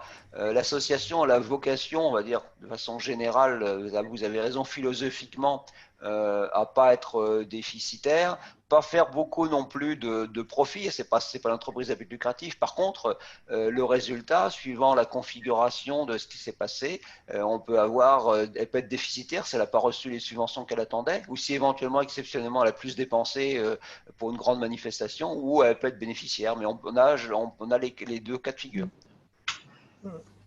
D'accord. Dernière question sur la partie, je dirais, au niveau des principes. Dans les écritures comptables en partie double, petit a, la somme des débits était toujours égale à la somme des crédits. Petit b, la différence entre débit et crédit représente le résultat de l'opération. Là, il y a un petit piège, mais je vais laisser Élise répondre peut-être. Alors, Élise, sur la comptabilité en partie double, est-ce que vous choisissez A ou B? Attendez, il faut que je relise. Donc, soit la somme des débits est toujours égale à la somme des crédits, ou la différence entre débit et crédit représente le résultat de l'opération. La B. La différence entre les crédits représente le résultat de l'opération. J'ai un doute là. Alors, qu'est-ce qu'en pensent les autres? Je dirais là. Hein. Moi Oui, aussi, parce que je l'ai noté tout à l'heure, donc voilà. Oui, alors en Oui, fait, c'est ça, ouais. il y a Ouais, un c'est petit ça. piège, hein, Oui, oui, effectivement. oui. On va dire J'étais pas même pris sur là. s'il y a un résultat, effectivement, il apparaîtra comme différence entre les recettes et les dépenses, entre les charges et les produits, mais il n'empêche que dans l'écriture elle-même, la somme des débits sera toujours égale à la somme des crédits. Ouais, ouais. Dernière petite partie, je dirais, de questions, les dernières sur la partie du quiz. Les documents de base des enregistrements comptables sont petit a, les relevés de banque, petit b, les factures, petit c, les pièces comptables. Alors, il y a encore un petit peu un piège, un petit peu un piège. Alors, qui est-ce qui veut répondre par Les rapport à pièces ça? comptables. Ouais. Les autres, qu'est-ce que vous en Des pensez? factures. Ah, pas d'accord. Après, qu'est-ce que Sylviane? ouais, je dirais les factures aussi. Les factures. Alors, les factures, c'est vrai que ce sont des documents importants, mais par contre, les factures, ce sont de façon générale des pièces comptables. Hein. Donc, D'accord. je dirais, ce qu'on attend comme réponse, plus, c'est les pièces comptables. Parce que vous pouvez avoir des documents de base, hein, par exemple, qui sont des notes de frais internes. Donc, je dirais que la facture, c'est pas suffisant. La facture, c'est une pièce comptable, mais de façon générale, le document de base, c'est quand même la pièce. Hein, la pièce, ça recouvre à la fois les factures et les relevés de banque aussi. Dernière question. En France, pour sa comptabilité, toute association petit a est libre d'utiliser la numérotation de compte qu'elle souhaite. Petit b doit utiliser le plan comptable des associations 2020. petit c, a intérêt à utiliser le plan comptable des associations 2020? Alors, qui veut répondre? Le C. Le C, oui. Les autres, vous êtes d'accord avec... Le B. RSC, Moi, je dirais le B Alors, il y a du C. et du B. Oui, il y a du C, il y a du B. Alors, on l'a vu tout à l'heure. Je dirais que on est plus, à mon avis, sur une recommandation que sur une obligation. D'accord. Et Ouais. effectivement, dans la mesure où dire, le plan comptable des associations devrait aussi être repris par les différentes collectivités pour leur codification des dépenses et des recettes, on devrait normalement s'aligner sur ce plan comptable. Écoutez, a priori, je pense que vous avez bien assimilé et vous êtes bien appréhendé les concepts fondamentaux qu'on a vus. Ce que je voudrais maintenant vous présenter, c'est plus sur un aspect pratique, vous montrer comment on peut faire de la comptabilité ultra simplifiée sous Excel, par exemple. Excel, c'est pas un outil, on va dire, dédié à la comptabilité. Par contre, c'est quelque chose qu'on est amené, soit professionnellement, soit dans sa vie tous les jours, à utiliser. Et donc, en termes de comptabilité trésorerie, ce que je voulais vous montrer, c'est la façon dont on peut enregistrer, je dirais, des opérations comptables en respectant à la fois le plan comptable des associations et puis, je dirais, les principes fondamentaux de la compta et puis les éléments qui permettent d'aboutir à un bilan, un compte de résultat. Alors, ce que je vous montre ici, c'est un enregistrement d'un journal d'écriture pour un comité de jumelage dans lequel on procède à un enregistrement chronologique, comme son nom l'indique pour le journal, donc avec un enregistrement des opérations au fil du temps, avec l'indication de la date, l'indication d'un numéro de pièce. Alors en général, dans les sociétés commerciales, on numérote les pièces, hein, c'est-à-dire qu'on commence à numéroter avec l'année et puis on met une numéro de pièce chronologique, je dirais, au fur et à mesure. Donc, on référence les pièces en indiquant quel est l'émetteur de la pièce. Alors, ça peut être effectivement une référence interne. Et en l'occurrence, si on enregistre des cotisations, en fait, c'est un appel de cotisation qui est fait par le comité. On indique la date de la pièce, on indique le libellé de l'opération. Et puis ensuite, on a, je dirais, l'indication d'un numéro de compte. Alors là, on a une référence à un numéro de compte du plan de comptable des associations. Alors sous Excel, c'est fait en fait avec des tableaux croisés dynamiques. On saisit le numéro de compte et puis le libellé du compte, il se rapatrie automatiquement. Et on vient enregistrer en fait l'opération en montant ici dans la colonne. Sachant que, comme on est en comptabilité de trésorerie, ce qui est véritablement fondamental pour la comptabilité tenue, c'est qu'on puisse véritablement avoir tout le temps la concordance à chaque fin de mois entre le solde du relevé de banque et puis les différents, la récapitulation de l'ensemble des opérations qui sont faites sur le compte bancaire. En l'occurrence, par exemple ici, on a enregistré les opérations du mois de janvier et du mois de février, hein, et puis on est allé vérifier que le solde des opérations sur le compte bancaire, qui est 4 720 €, correspond véritablement au solde du relevé bancaire. Donc ça, c'est vraiment fondamental, on va dire, pour vous permettre de vérifier que votre compte est correct, que vous n'avez pas oublié une opération. Donc ça vous permet d'enregistrer vos opérations au jour le jour, et ça vous permet aussi, on va dire, d'établir ce qu'on a vu, et qui est ce qu'on appelle le résultat de l'association, qui vous récapitule ici le détail des 4 720 € par nature de dépenses, correspondant à une ventilation du plan comptable des associations. Ce que je voulais vous montrer aussi, on n'a pas parlé d'un élément qui s'appelle balance générale. Alors en balance générale, en compta, c'est en fait, je dirais, l'expression de tous les soldes compte par compte qui vous permet ensuite d'établir le bilan. Sachant que, suivant le principe de la partie double, si on prend l'ensemble des comptes pour l'ensemble des comptes, des soldes de tous les comptes, on doit arriver au global à 0.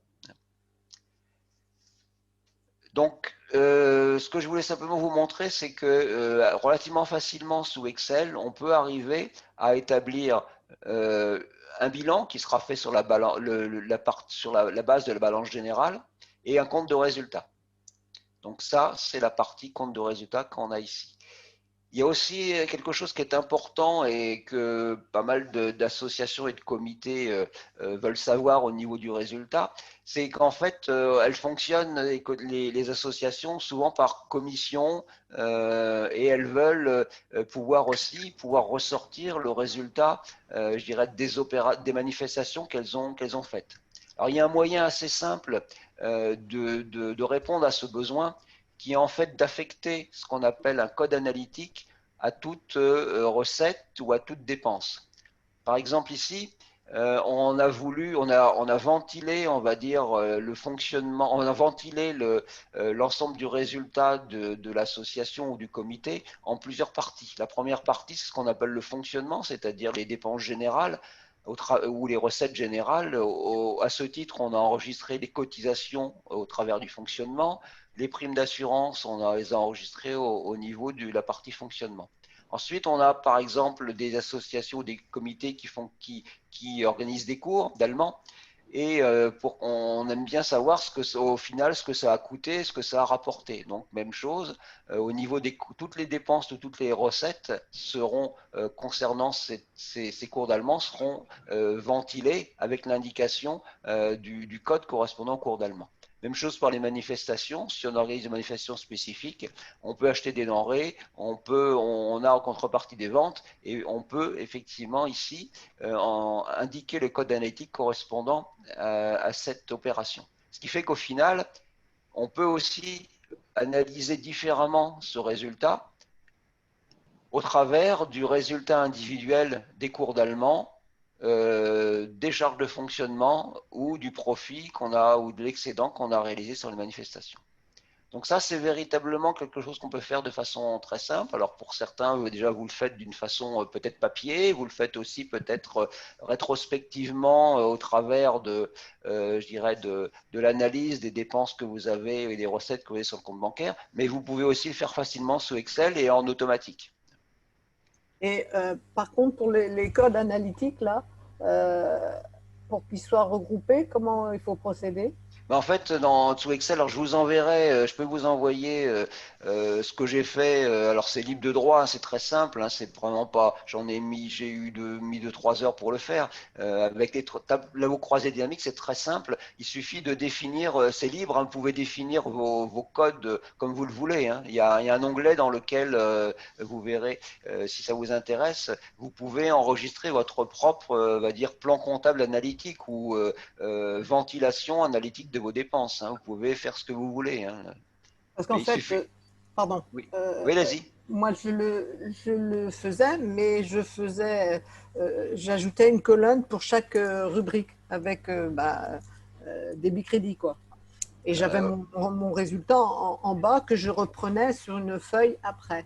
Voilà, ça revient au même. Hein, ça revient oui, mais là, c'est plus rapide, entre parenthèses. C'est peut-être plus automatique, oui, c'est simplement plus automatique. C'est fait effectivement de bien définir dans un onglet spécifique quelles sont les dépenses et les recettes que vous voulez suivre et suivant quelle destination, en fait. Et puis après, vous mettez le code et puis vous aurez automatiquement la récap qui sort en temps réel. Hein. Oui, voilà, ouais, ça le sortait aussi, mais j'avais pas de code, c'était des colonnes différentes que je répercutais. Il y avait le croisé dynamique, là, je sais pas m'en servir.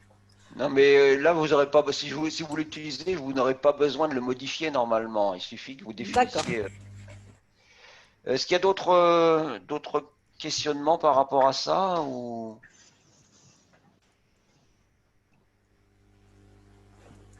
Donc ça, c'est vraiment un exemple très simple hein, de ce qu'on peut faire. Alors c'est de la compta de trésorerie, hein, c'est-à-dire que on est sur la base toujours de la conformité avec les relevés bancaires, hein, donc recettes-dépenses. Hein. Il ne s'agit pas d'une comptabilité complète, hein, mais je dirais qu'avec ça, en utilisant là-dedans, vous avez aussi la référence au plan de compte des associations. Donc le plan de compte des associations, il est chargé aussi. Et donc il suffit de choisir le bon numéro de compte. Et puis vous aurez en fin d'année, bah, vous aurez votre bilan qui sera établi suivant le plan comptable, avec votre compte de résultat qui va bien. Alors moi qui suis vraiment débutante, est-ce que je peux y arriver à faire ça? Bah, à mon avis, oui, hein, c'est pas. Mon bilan, moi, c'est sur papier. Je vous fais voir vite fait. Voilà, Ouais. c'est ça. Voilà, bah Donc, oui, en fait. Oui, alors votre bilan, il est assez simple, hein, je pense. ouais. Mais l'avantage, je Mais dirais, j'ai quand même les différents codes, là, comme vous présentez, fonctionnement, j'ai les déplacements en Allemagne, j'ai bah, marché de voilà. Noël, j'ai fête des vins. Donc ça, je peux arriver à mettre des codes. Mais après, voilà. Oui, bah, en fait, vous faites déjà, je dirais, sur papier ce Ouais. que là, on présente juste sous Excel, tout simplement. Hein. Mais Mm. l'avantage, c'est que l'inconvénient de votre papier, c'est que bah, votre papier, il peut disparaître aussi. Il n'est pas archivé. Enfin, vous voyez ce que je veux dire, quoi. Il n'est pas, Ouais. il présente pas non plus systématiquement, je dirais, la concordance avec le relevé bancaire. Et puis, si vous êtes amené à présenter des choses, c'est quand même mieux de voir un format Excel, quoi, au jour d'aujourd'hui, quoi. Ouais, bah, je fais ça donc pour le fin d'année. Puis pour à chaque fois qu'il y a une opération, voilà, je fais Vous sur un avez, cahier comme bah ça. voilà, en fait, Donc, votre journal, votre cahier, c'est votre journal, hein, ouais. et puis votre papier, bah, c'est votre bilan, etc. Mais Alors, bon, je sais pas si je fais bien ou bah, en voilà, fait, je voulais je pense aussi que avoir. vous faites bien. La seule chose, c'est que en termes de formalisation, vous avez maintenant le papier. Bon, Oui. c'est, Ah hein, ben, on est, Et, c'est comme et les puis, photos, hein. ouais. Et puis le Voilà. autre problème qui, à mon avis, est plus important, c'est que vous avez plus de 50% de vos ressources qui viennent ah bah oui. de Alors là, oui. subventions publiques. Oui. C'est-à-dire que tant que le fisc ne met pas le nez dedans, il n'y a pas de problème. Mais si un jour le fisc ou la Cour des comptes met le nez dedans, vous allez être un Même peu avec le juste. papier, ça. Bah, le papier, c'est pas terrible quand même. Hein. Maintenant, on aime bien. Enfin, les vérificateurs, ils aiment bien quand même avoir quelque chose qui Voilà. soit aussi vérifiable plus facilement. Mais en utilisant le pseudo-plan comptable que vous propose Pascal, là par contre vous restez dans les normes de ce qui est demandé. Donc, Voilà, c'est pour ça que ben, aujourd'hui, ça va m'aider à faire quelque chose de plus, Voilà. Mais plus autrement, adapté Excel, à la population. vous savez Et- utiliser Excel? oui, oui. Oui. Oui, donc vous verrez, c'est pas compliqué. Hein. Oui. Je vous enverrai. Et puis après, Je l'utilise pour, en tant que mon métier d'assistante maternelle pour tout d'accord, marquer ok, mes donc il heures n'y a et pas de tout. problème. c'est pas très compliqué. Je vous propose maintenant de passer à une autre préoccupation souvent des comités de jumelage, c'est de pouvoir répondre aux dossiers de demande de subvention.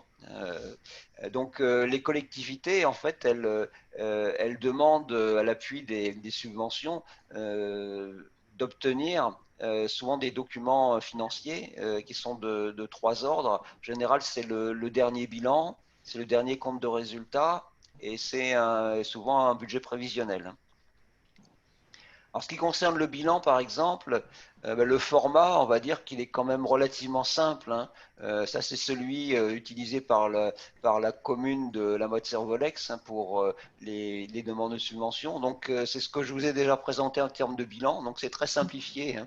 D'un côté, il y a les immobilisations, s'il y en a, les créances ou les dettes. En général, il y a assez peu de créances et de dettes. Et puis, il y a on va dire, les avoirs bancaires, essentiellement.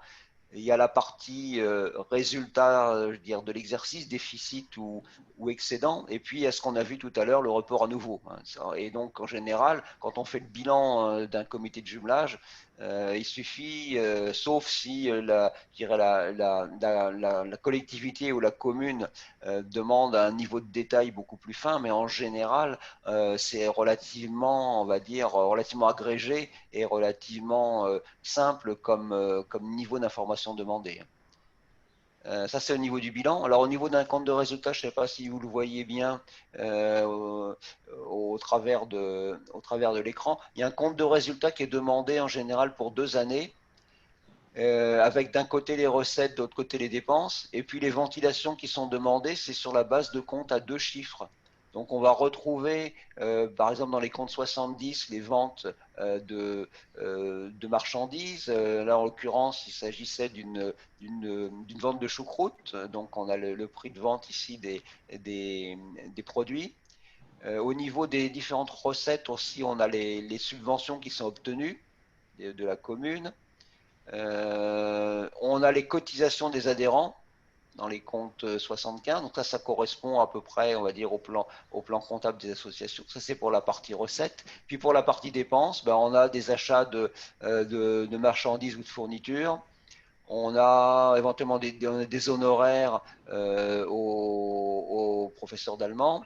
Et donc tout ça, ça aboutit à, je dirais, à expliquer et à détailler le compte de résultat des différents exercices.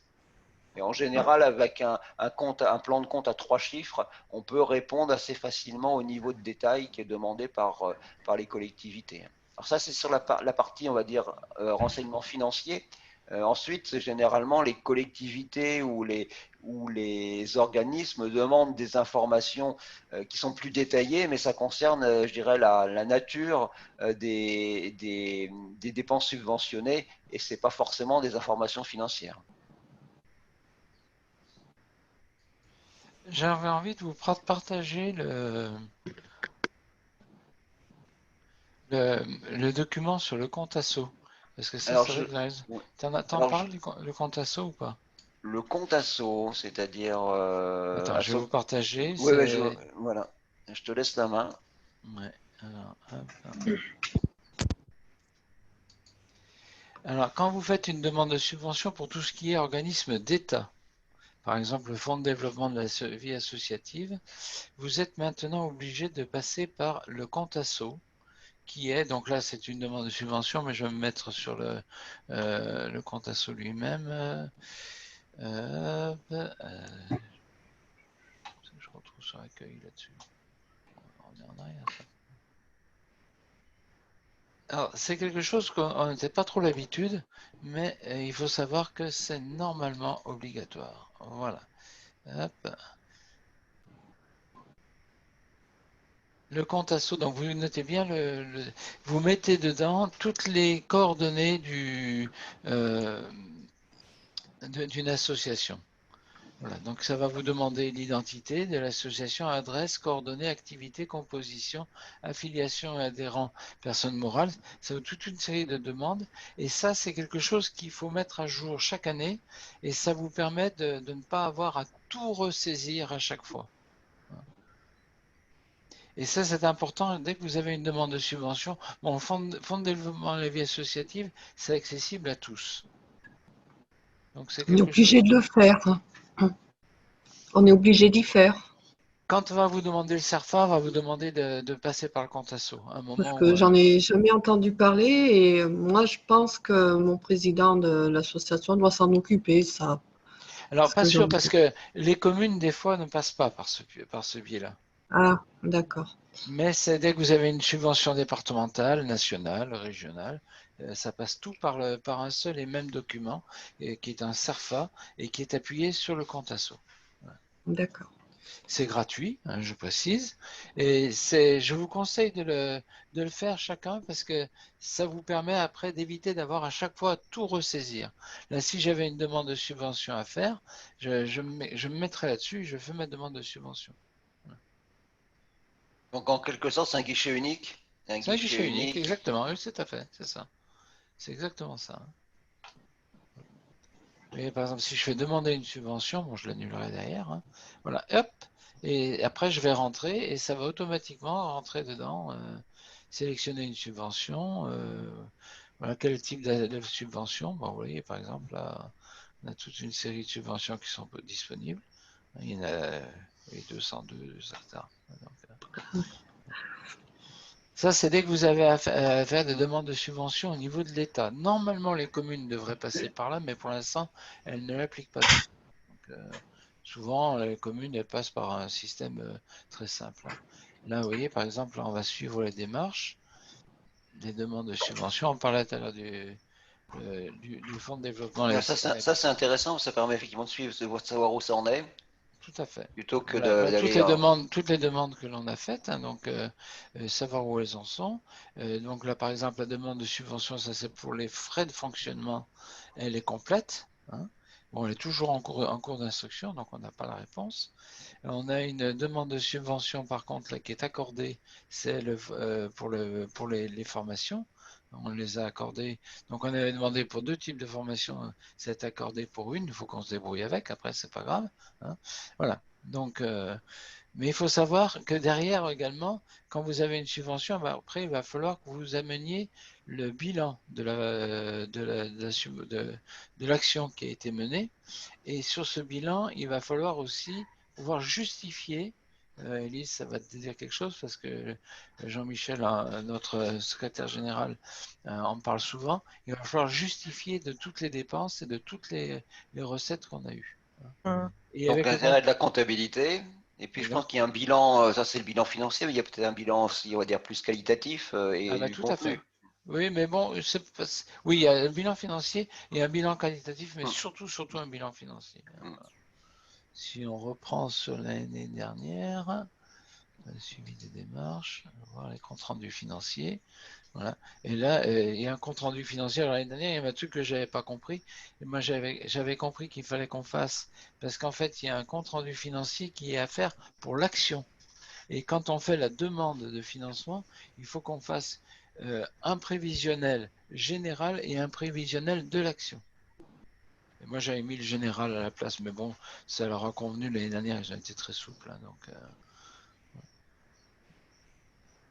donc oui, voilà, ça c'est quelque chose, il faut savoir que ça existe. Si vous êtes amené, vous pouvez être amené à faire des demandes de subvention auprès du département. Le département, par exemple, le Fonds de développement de la vie associative, vous pouvez tout à fait faire une demande de subvention pour frais de fonctionnement.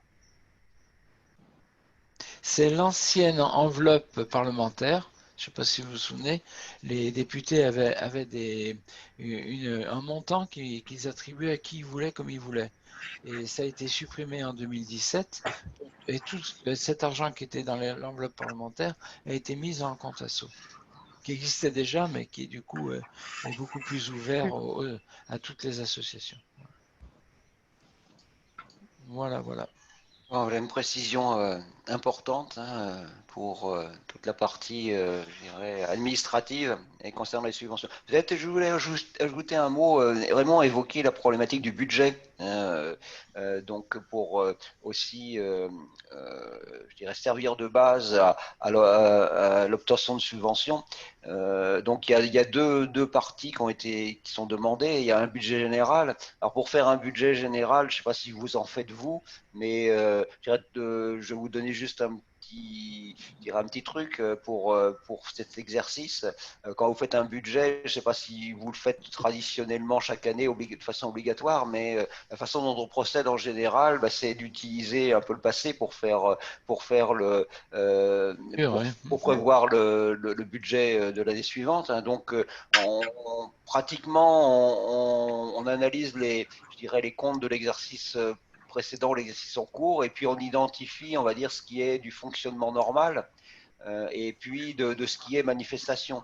Donc en gros, vous avez deux parties dans votre budget. Vous avez une partie fonctionnement. Alors, si vous utilisez les codes analytiques, ça sera d'autant plus facile ensuite d'aller, je dirais, prévoir ce que vous aurez comme dépenses ou recettes d'un point de vue général. Et puis ensuite, vous avez, je dirais, votre budget qui dépend aussi, la partie qui dépend des projets que vous avez. Et c'est là où, en tant que président, vous allez essayer de prévoir les dépenses ou les recettes des différentes manifestations ou des voyages que vous aurez. Donc, votre budget va se constituer de deux parties. Une partie, on va dire, assez fixe et récurrente, constituée par votre fonctionnement général, et puis ensuite une partie variable qui dépendra de vos projets pour l'année future. Donc ce projet-là, évidemment, ce budget général, il va aussi intégrer, comme on l'a vu, des dépenses et des recettes concernant des projets spécifiques. Et c'est peut-être ces projets spécifiques,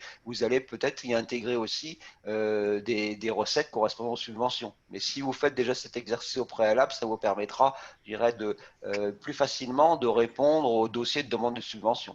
C'est un exercice important. Je pense de faire un budget, c'est peut-être pas forcément évident au niveau des associations, mais je pense que si vous prévoyez des manifestations importantes dans lesquelles vous avez besoin de subventions, c'est un exercice, à mon avis, qui est intéressant de faire avec votre président pour pouvoir obtenir plus facilement ces subventions. Je ne sais pas certains d'entre vous font des budgets prévisionnels ou pas? Pas du tout. C'est mon président, moi, qui a fait. Voilà, c'est le président qui fait, d'accord. Oui, nous aussi, c'est le président qui fait le budget prévisionnel. Moi, je suis incapable encore. Hein, au bout de 2 ans, voilà. Je pense qu'il serait bien que vous fassiez ensemble. C'est un travail, à mon avis, on y fait ensemble, collaboratif. Mais... Alors, également dans les budgets prévisionnels et de façon plus générale en comptabilité, il serait bien, il est souvent nécessaire de valoriser le bénévolat. Alors, comment on peut le faire en comptabilité? Je te laisse continuer, puis après j'aborderai, j'ajouterai un complément. Pourquoi est-ce qu'il faut valoriser un bénévolat? Parce que d'abord, ça vous permet de donner une image exacte de l'action et ça permet également de gonfler le budget global. Alors, il est souvent fait, alors on peut le faire de plusieurs façons. On peut le faire soit en se basant sur le taux horaire du SMIC, soit on peut le faire sur le taux de la compétence de la personne qui intervient. Alors, je sais qu'au niveau de l'Union régionale des acteurs locaux pour l'Europe rurale, ils partent sur 1,5 fois le montant du SMIC. Voilà. Donc, il faut savoir que ce montant-là, donc après, Pascal va vous expliquer comment on le rentre en recettes et en dépenses.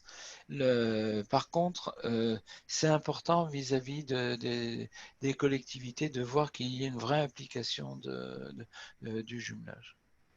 Et alors, par contre, attention, on en parlera peut-être après de comment on comptabilise aussi les dons quand quelqu'un fait le don sur une note de frais, par exemple. On parlera de ça après, mais c'est un autre sujet. Je te laisse continuer, Pascal.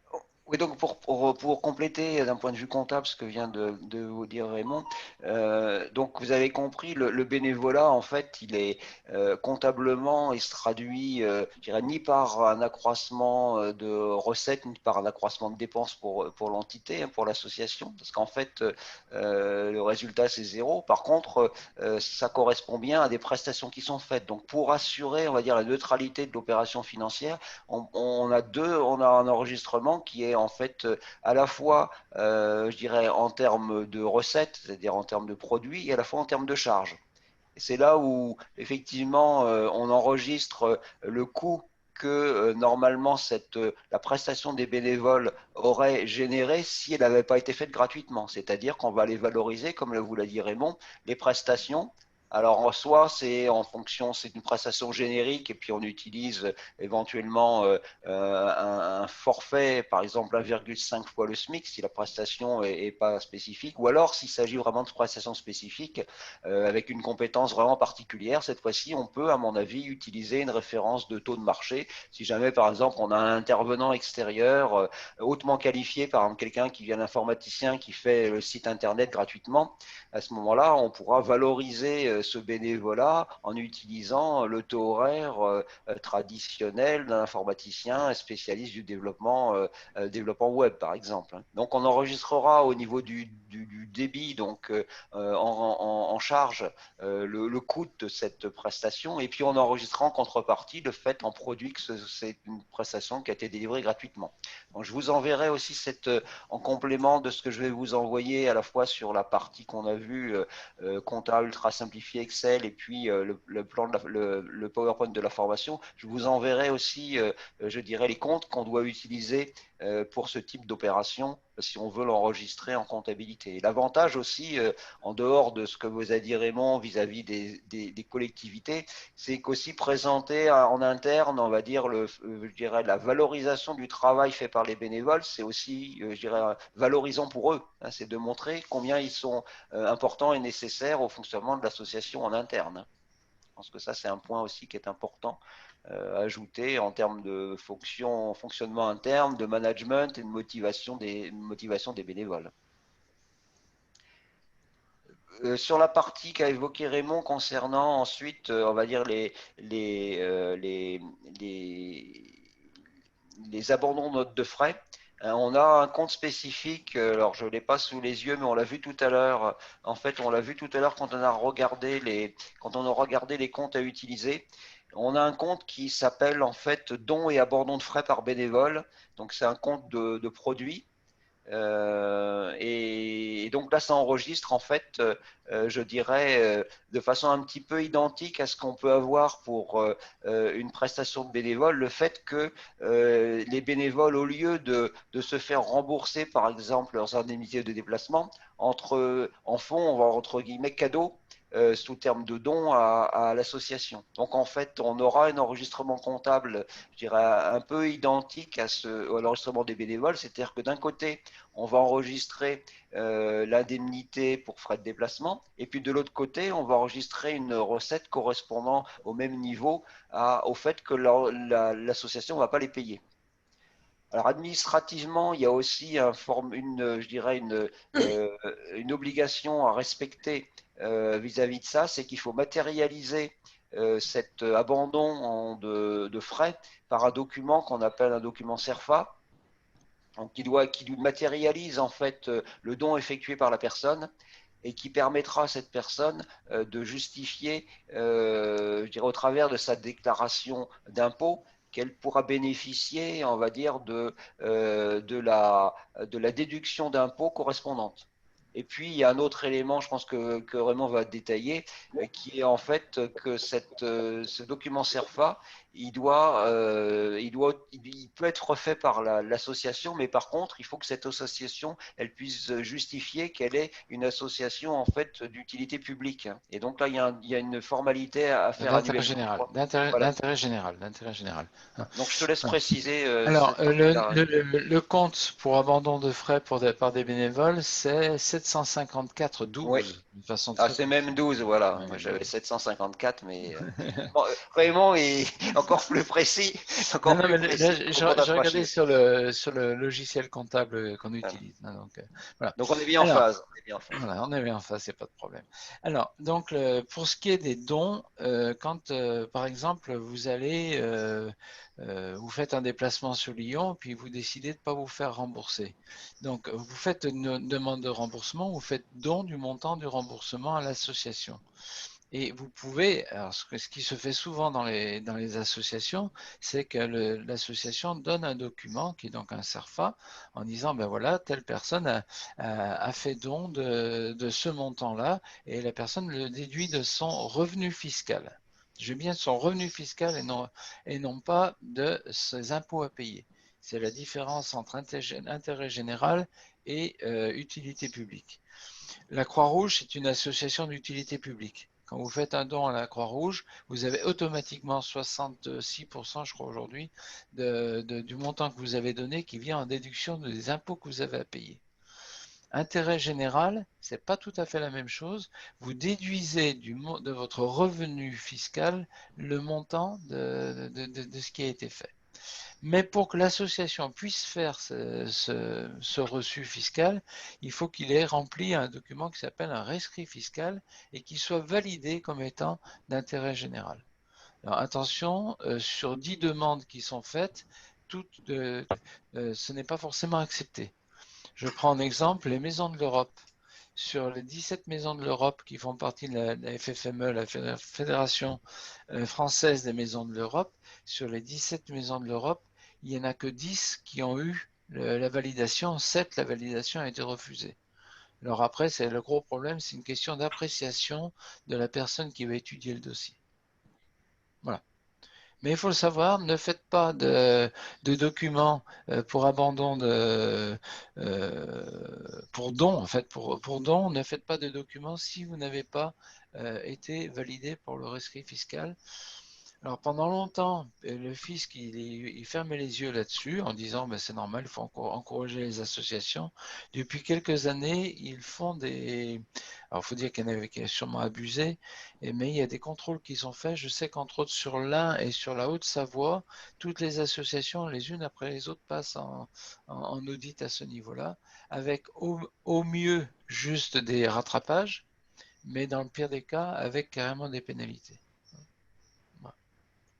Bon, en principe, c'est juste un rattrapage. Alors, pour l'association en elle-même, il n'y a pas de coût, mais pour le particulier, vous pouvez être redressé sur, si vous avez fait 1000 euros et ça va vite, hein, d'abandon de frais que l'association vous a fait un document, vous pouvez être redressé sur ces 1000 euros. Ça fait toujours mal. Je prends par exemple au niveau de l'union régionale, si je faisais des notes pour tout le temps que je passe et que derrière je le mettais en abandon en demandant un reçu, tant que je ne suis pas homologué d'intérêt général, je ne peux pas le faire.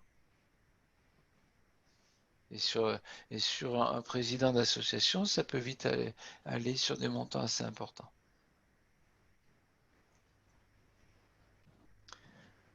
Voilà, donc on a répondu, oui, on a répondu donc aux questions, je dirais, d'ordre assez général sur cette version du bénévolat et les abandons de frais. Hein. Je pense que c'est important aussi les aspects administratifs et les conséquences que ça peut avoir si on respecte pas ça. Maintenant, est-ce que vous avez des questions qui vous sont venues ou qui vous viennent maintenant par rapport à un petit peu tout ce qu'on a vu? Oui, question particulière, et vous laissez un petit peu la parole. Il reste encore pas mal, il reste encore plus de 15 minutes. Donc, si vous avez des questions par rapport au contenu, n'hésitez pas. Avant qu'on fasse un petit tour de table, je dirais, de bilan par rapport à votre ressenti pour cette formation, si vous avez des questions particulières, je vous laisse le soin de vous manifester oralement.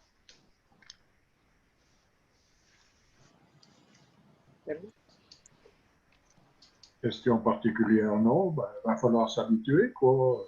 Se mettre un peu au pli. On verra. Est-ce que vous envisagez, je dirais, des modifications par rapport à ce que vous faites actuellement, par rapport à votre pratique quotidienne en compta? Ben, on peut essayer, oui. Ça, Donc, je sais pas, un rapport déjà au document que vous devez nous envoyer pour voir si on peut s'adapter. Si vous pouvez l'utiliser, et puis qu'est-ce que vous pouvez concrètement améliorer, quoi. D'accord. Ok. Moi, dans l'immédiat, j'ai pas, puisque je suis que trésorière adjointe de la FAFA Bretagne, donc je ne sais pas si on va me donner un petit peu plus la main, mais pourquoi pas. Je pense parce que, comment elle s'appelle, Marie-Claude, ouais. elle est quand même bien dépassée par rapport à ça, et vous êtes, à mon avis, enfin c'est pas moi, je suis pas dans votre union régionale, mais à mon avis, vous allez être amené à permuter entre Marie-Claude et toi. Ouais. En fait, tu le fais déjà le boulot de trésorière. Hein. Bah, enfin oui, peut-être là, j'ai juste enregistré. Maintenant, lors de la dernière AG, j'ai été obligée de reprendre son bilan, enfin, si on pouvait appeler ça un bilan, parce que quand elle nous l'a transmis, c'était vraiment illisible. J'ai repris les colonnes, j'ai dit, il faut que tu m'expliques. Tu sais, j'ai vu régulièrement en Assemblée Générale des gens qui disaient, en début d'année, on avait 12 500 euros, en fin d'année, on a 14 200 euros, on a fait 1 700 euros de bénéfices. Point. Fini. Mais je l'ai vu, mais très, très régulièrement.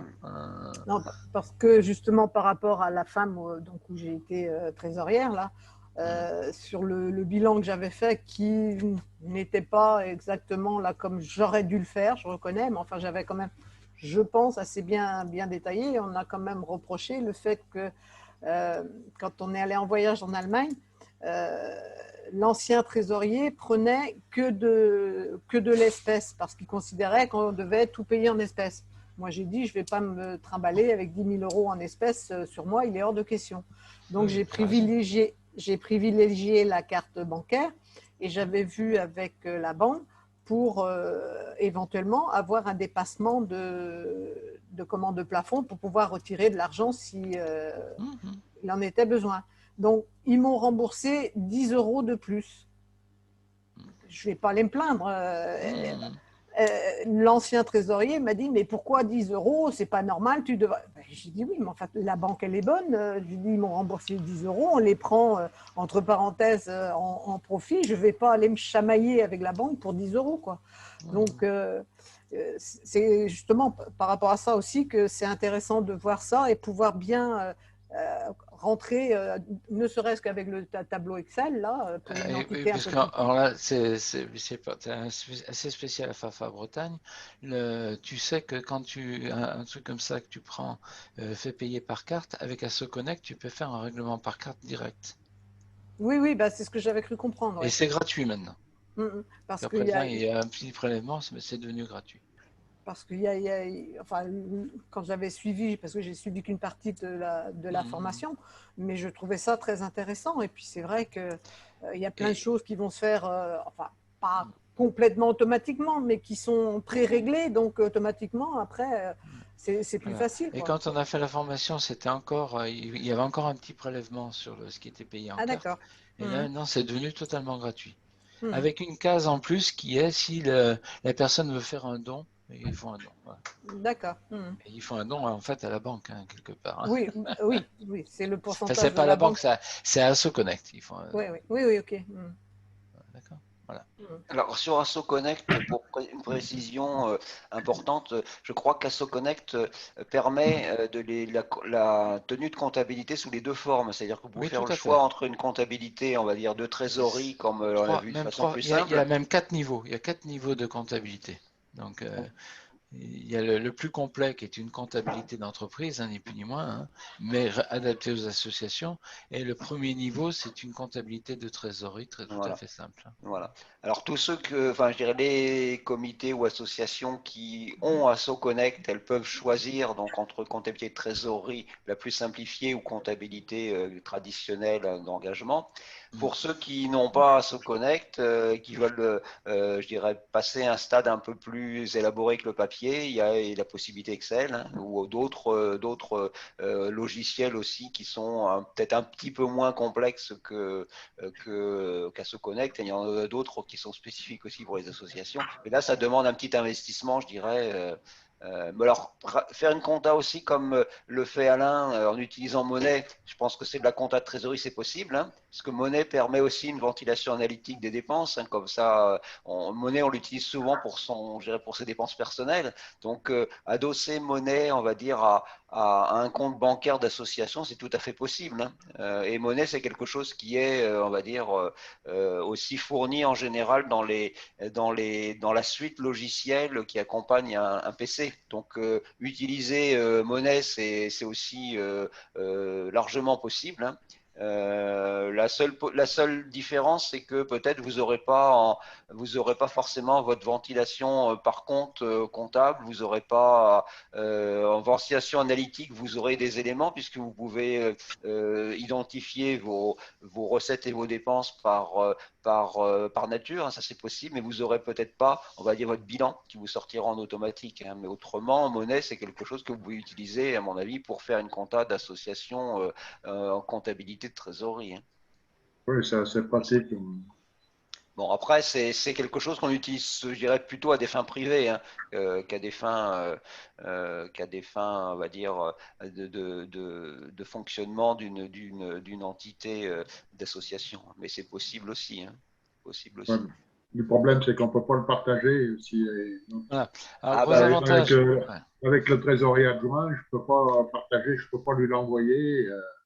Le gros avantage des fichiers Excel, c'est que d'une part, vous pouvez les partager. Voilà. Et même si vous êtes malin, le fichier Excel, vous le basculez sur le Drive et le président peut très bien aller voir où ça en est en permanence. Ouais, un outil collaboratif. C'est un outil collaboratif par excellence. Hein. Oui, mais je pense que je vais passer sur Excel pour ça, pour pouvoir. Ouais. Passez sur Excel, puis vous m'appelez, puis je vous expliquerai comment le mettre sur le Drive. Ok, d'accord. Parce qu'en fait, dans le Drive de chez Google, il y a Excel dedans. Ça s'appelle pas Excel, mais c'est tout comme. Hein. Il est moins complet que l'Excel qu'on va vous passer. Par contre, vous pouvez très bien importer un dossier Excel, le basculer ça s'appelle comment déjà sous Google, c'est Sheet, je crois. Sheet, oui, Sheet. Oui.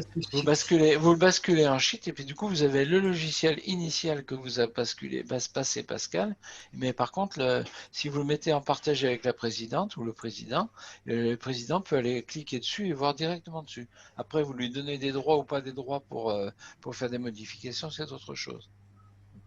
Oui, parce qu'il est, sur Sheet, là, il est incomplet. Des modifications, on ne peut pas aller sur différentes colonnes. Ça dépend. Déjà, Sheet est moins complet que. Oui. Mais si au départ c'est un fichier Excel, vous aurez toutes les fonctions de fichier Excel. Oui, bah moi j'avais l'édition 2016. Voilà, par contre, moi je sais que 2019. quand je faisais ça, que j'étais vice-président, je travaillais sur des dossiers comme ça, mais je n'avais pas mis le président, je lui avais limité les accès parce qu'il ne connaissait pas grand-chose et il me chamboulait tout ce que j'avais fait. Donc, du coup, je lui avais limité les accès, il ne pouvait rentrer que là où je voulais. Voilà. Mais bon, après ça, c'est un autre débat. Mais sachez que ces outils-là sont des outils qui sont pas chers, voire gratuits. Hein, savoir également que toutes les associations, vous pouvez avoir le Google Suite professionnel gratuitement. Qui est l'avantage par un Google Suite traditionnel, c'est que d'abord il est beaucoup plus complet, on a beaucoup plus de fonctions, et surtout c'est un Google Suite qui est totalement sécurisé. Mais bon, je pense que sur la région de Valence, je serai sûrement amené à refaire une journée de formation sur les outils collaboratifs. Il faut que vous regroupiez 3, 4 ou 5 jumelages, et puis je vous fais ça. Hein. Pas de problème. Là, je ne suis même pas obligé de faire revenir Jean-Michel. Maintenant, je suis suffisamment formé pour pouvoir vous faire cette formation. Voilà. Vous le faites le samedi ou un jour de semaine? Alors si c'est en visio, ça peut être un jour de semaine, mais le samedi, je peux, hein, pourquoi pas. Hein. Le samedi, ça m'arrange plus. D'accord. Non, mais ça peut être également un samedi en visio, il n'y a pas de problème. Hein. Et ça peut être aussi en présentiel. Voilà. Non et c'est l'occasion de rencontrer les jumelages et c'est toujours intéressant. Alors c'est vrai que depuis un an, on a tout fait en distanciel par la force des choses. On a fait une formation présentielle à Marsanne. Pour les gens de la région, une dernière chose que j'ai oublié de vous dire, le samedi prochain à cette heure-là, on sera en pleine assemblée générale à Ars. Ça serait bien si un peu les gens de tous les jumelages qui peuvent venir viennent. Alors, cette assemblée générale sera en double format présentiel, format distanciel, ce qu'on appelle hybride, où aujourd'hui le terme c'est figital, physique et digital. Bon, c'est encore un anglicisme, c'est même pas un anglicisme en l'occurrence, c'est encore un acronyme qui est sorti, un néologisme, voilà, je cherchais le mot, un néologisme qui vient de sortir, mais apparemment qui est reconnu par de plus en plus de monde. Voilà. Et ça serait bien que vous soyez présents, que les gens soient présents. Et on fait un appel à candidature pour le CA. Actuellement, nous sommes 12 personnes dans le CA, on peut être jusqu'à 24. Et je pense qu'on aurait besoin de féminiser notre CA. Voilà. C'est pas forcément le président qui fait partie du CA, je précise. Je crois que Sylviane s'est sentie visée, la directe. Saint-Péret a été membre du conseil d'administration pendant des années, voilà, pour information. Si on a fait le tour des questions techniques, pour clôturer, je vous proposerai de faire un petit tour de table virtuelle pour aussi exprimer votre ressenti par rapport à cette formation. Si ça a répondu globalement à vos attentes. Je vous enverrai de toute façon aussi un questionnaire un peu détaillé d'évaluation de la formation. Je vous enverrai ça par en même temps que ou à la suite des différentes informations que je vous ai promises. Mais on peut peut-être faire un petit tour de table rapide, est-ce qu'il reste quelques minutes? On commence par je vais vous présenter le SAFA demande de subvention, tiens, si ça vous intéresse. Bah voilà. J'en ai un là. Donc on est en train de remplir, mais là c'est sur SAFA parce qu'on nous a demandé de le remplir sur SERFA.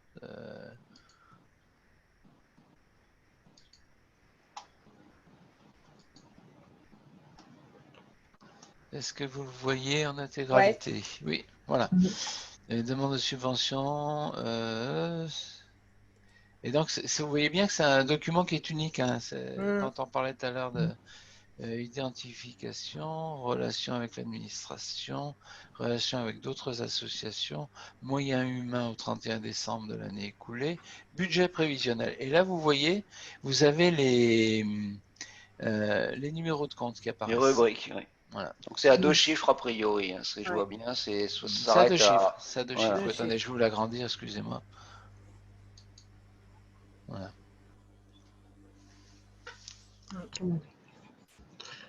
Mais d'accord. Voilà. Et là, on retrouve le volontariat, vous voyez. Avec, si vous voulez, ça, je vous le ferai suivre. Hein. C'est un document qu'on a reçu, qu'on nous a demandé de remplir. Alors, on nous a demandé de le remplir pour le service national universel où on va intervenir. Et on va nous attribuer un budget de 500 € a priori, plus les frais de route.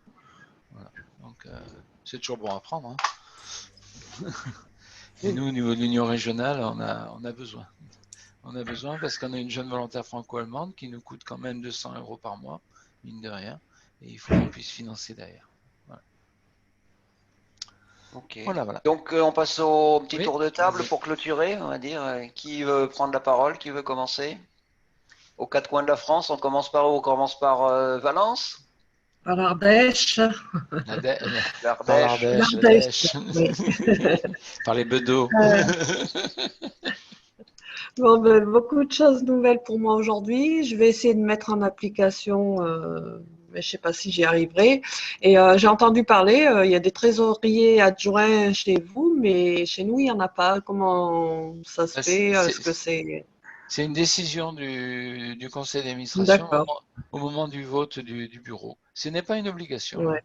Ce n'est absolument pas une obligation. Alors, mais moi, je pense que c'est bien, déjà, ne serait-ce qu'en cas de pépin du trésorier, hein, qui pour une raison ou une autre se retrouve indisponible, c'est bien qu'il y ait un trésorier adjoint. Voilà. Et l'avantage de l'outil collaboratif, si vous avez un outil Excel partagé, c'est qu'il peut être au courant de ce qui se passe, il peut reprendre les choses sans que vous ayez à tout lui expliquer, par exemple. Ouais, mais ça, je fais tout en parallèle avec le président, hein, je vois souvent, on n'habite pas loin, donc voilà. Et j'ai l'impression qu'on m'a mis au règne d'une grande association pour une débutante. Voilà, j'ai un peu des doutes de ne pas y arriver. Non. Ça, il n'y a pas de souci. À vous écouter, vous ferez une très très bonne trésorière. J'ai pas de souci là-dessus. Il n'y a pas de souci là-dessus. Voilà, ouais. Il faut pas se mettre martel en tête. Si vous avez des problèmes, vous pouvez appeler. Hein. On peut vous aider. On est aussi là pour ça. Hein. En tant qu'union régionale, notre rôle, c'est certes vous proposer plein d'actions, certes vous diffuser des informations, mais aussi vous soutenir chaque fois que c'est possible.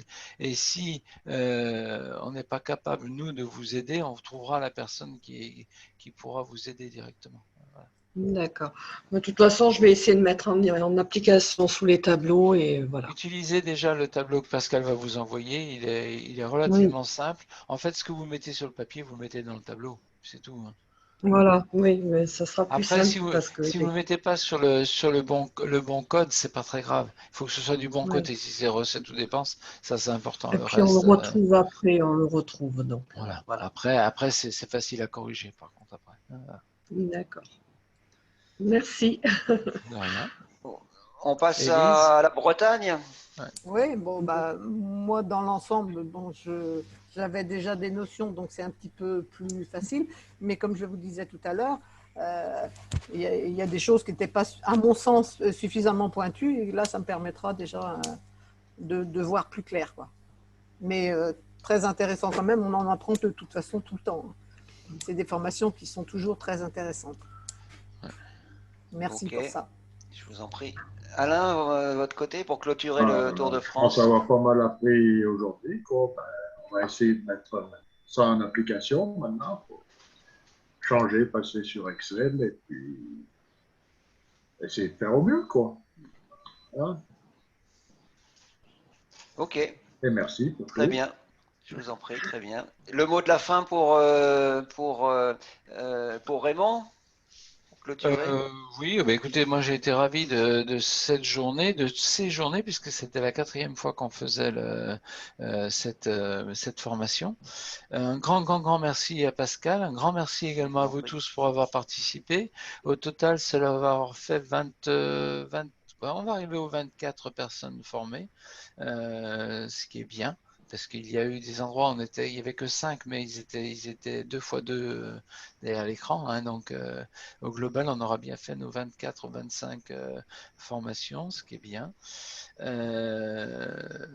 Moi, je vous donne rendez-vous donc pour ceux qui habitent la région à l'Assemblée générale la semaine prochaine, et puis plus tardivement une formation donc sur comment gérer une association, mais là plus sur le plan humain. Voilà. Merci à tous. Merci.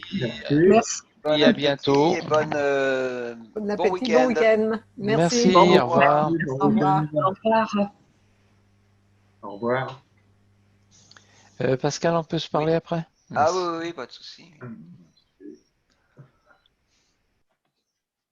Je n'avais pas encore appuyé sur quitter la réunion, donc. Je pense que c'est bon, voilà. Non, ça ne marche pas. C'est le bouton à droite normalement, un gros bouton rouge, non? Ouais, c'est bon, c'est fait. Voilà. Tu nous diras combien on te doit. Hein, écoute, tout dépend. On va dire, pour l'instant, il n'y a pas de. Bon, j'ai réfléchi un peu à la question. Je dirais la forme de la formation. Je pense qu'il faut plus se guider par rapport à une référence de formation en intra, hein, c'est-à-dire que c'est pas des personnes, différents horizons. Il y a quand même une communauté, donc je pense qu'il faut le regarder ça, je dirais, en termes de valorisation par rapport à une formation en intra. Et globalement, on est à peu près sur une journée. Donc, la référence, c'est plutôt une journée de formation globalement en intra, et puis ça à mettre en relation avec vos ressources financières, ce dont vous disposez en termes de subventions. C'est très clair. Hein. On va avoir 1 800 € mais pour l'ensemble des 2 formations qui sont à la fois le management, etc. Là, je ne sais pas du tout où on va, parce que pour l'instant, il faut que je trouve les bonnes personnes pour intervenir. Hein. Bon, il y aurait Jean-Michel qui s'est proposé, mais j'aurais voulu quelqu'un de... Bon, même s'il est déjà très professionnel, Jean-Michel. Voilà, donc je ne sais pas encore quelle méthode on va utiliser. Et puis donc, il y a la formation qu'on vient de finir, le cycle de formation qu'on vient de finir. Voilà. Est-ce que vous êtes obligé de justifier et de dépenser la totalité par rapport à... C'est ça la question. Oui. Est-ce qu'il y a une contrainte? Si on ne rembourse pas la totalité, on est obligé de rembourser la différence. Voilà. Alors après, il y a toujours la solution de nous faire une facture et nous faire séparément un don. C'est toujours possible. Voilà. C'est toujours une possibilité aussi. En sachant qu'il faut manier avec précaution, parce qu'il ne faut pas que ce soit une surfacturation non plus. Non, par rapport à ça, en fonction des deux, je dirais globalement, par rapport à ce budget global. Donc on a 1 800 € qui a été alloué, qu'on n'a pas reçu, qui n'ont pas encore été officiellement notifiés. Il apparaît dans le compte asso, je vous ai montré tout à l'heure, il apparaît, mais il n'est pas encore officiellement notifié.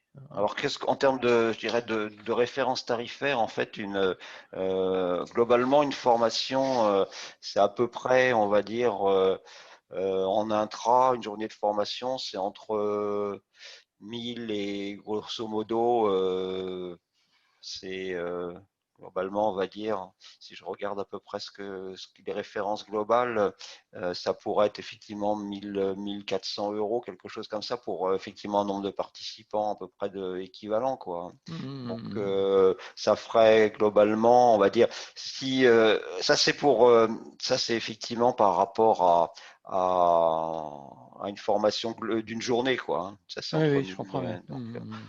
Donc, par rapport à ça, moi, je peux réfléchir et puis éventuellement te faire une proposition par rapport à ça, hein, si tu veux. Sachant effectivement que on peut. L'idée, ce serait de à peu près de couper la poire en deux sur les deux formations, quoi, par exemple. Hein, donc, bon, ça serait il faut que j'avance un peu plus sur l'autre, hein, de toute façon. Ouais. Bon, vous récupérez pas la TVA par contre, hein, je pense. Ah non, non. Donc en fait, vous faites le tarif, il doit être tout taxe comprise. Hein, c'est ça, tout à fait. Oui, on est d'accord, en TTC. Donc en fait, après en hors taxe, on peut ajuster quelque chose de cet ordre-là. Écoute, j'y réfléchis un peu plus en fonction de ça. Je regarde un peu dans le détail, mais à peu près c'est ce que j'avais vu, hein, parce que je pense qu'après regarder par participant, je dirais l'équivalent horaire d'une formation comptabilité générale par participant, c'est beaucoup plus important. C'est de l'ordre de 100 € à l'heure. Hein, donc c'est pas. Et puis je dirais que c'est pas logique de fonctionner. Je pense qu'il est plus logique de se rapprocher d'une formation qu'on pourrait faire en intra. Hein, donc, bien sûr. Ok, ça marche. Donc je te fais une proposition par rapport à ça, en ordre de grandeur. Pas de souci. Après, on met ensuite, vraisemblablement, ça sera une facture que je ferai sans doute par intermédiaire d'un organisme de portage salarial. Hein. D'accord, ok, oui, je comprends bien. Bien sûr, pas de souci. Ça marche, on fait comme ça. Merci, et passe un bon week-end, et puis à bientôt. Hein. Et puis passe un bon été si on ne sait pas d'ici là. Merci pour ton support, pour la partie, on va dire, convocation, organisation, etc. Ça a été très utile parce que les gens ne sont pas toujours familiers avec les connexions, ne sont pas toujours respectueux des horaires, etc. Et donc, cette partie-là, ça a été indispensable aussi pour que. Je pense que cette formation, j'ai fait un peu différemment, hein, quand on était un peu moins. J'ai laissé plus la parole aux gens en interactif hein, plutôt que d'utiliser le chat. Il n'y a pas de souci, t'inquiète pas. Ça marche, merci. Allez, à bientôt. Bonjour, Laurence, salut. Ok.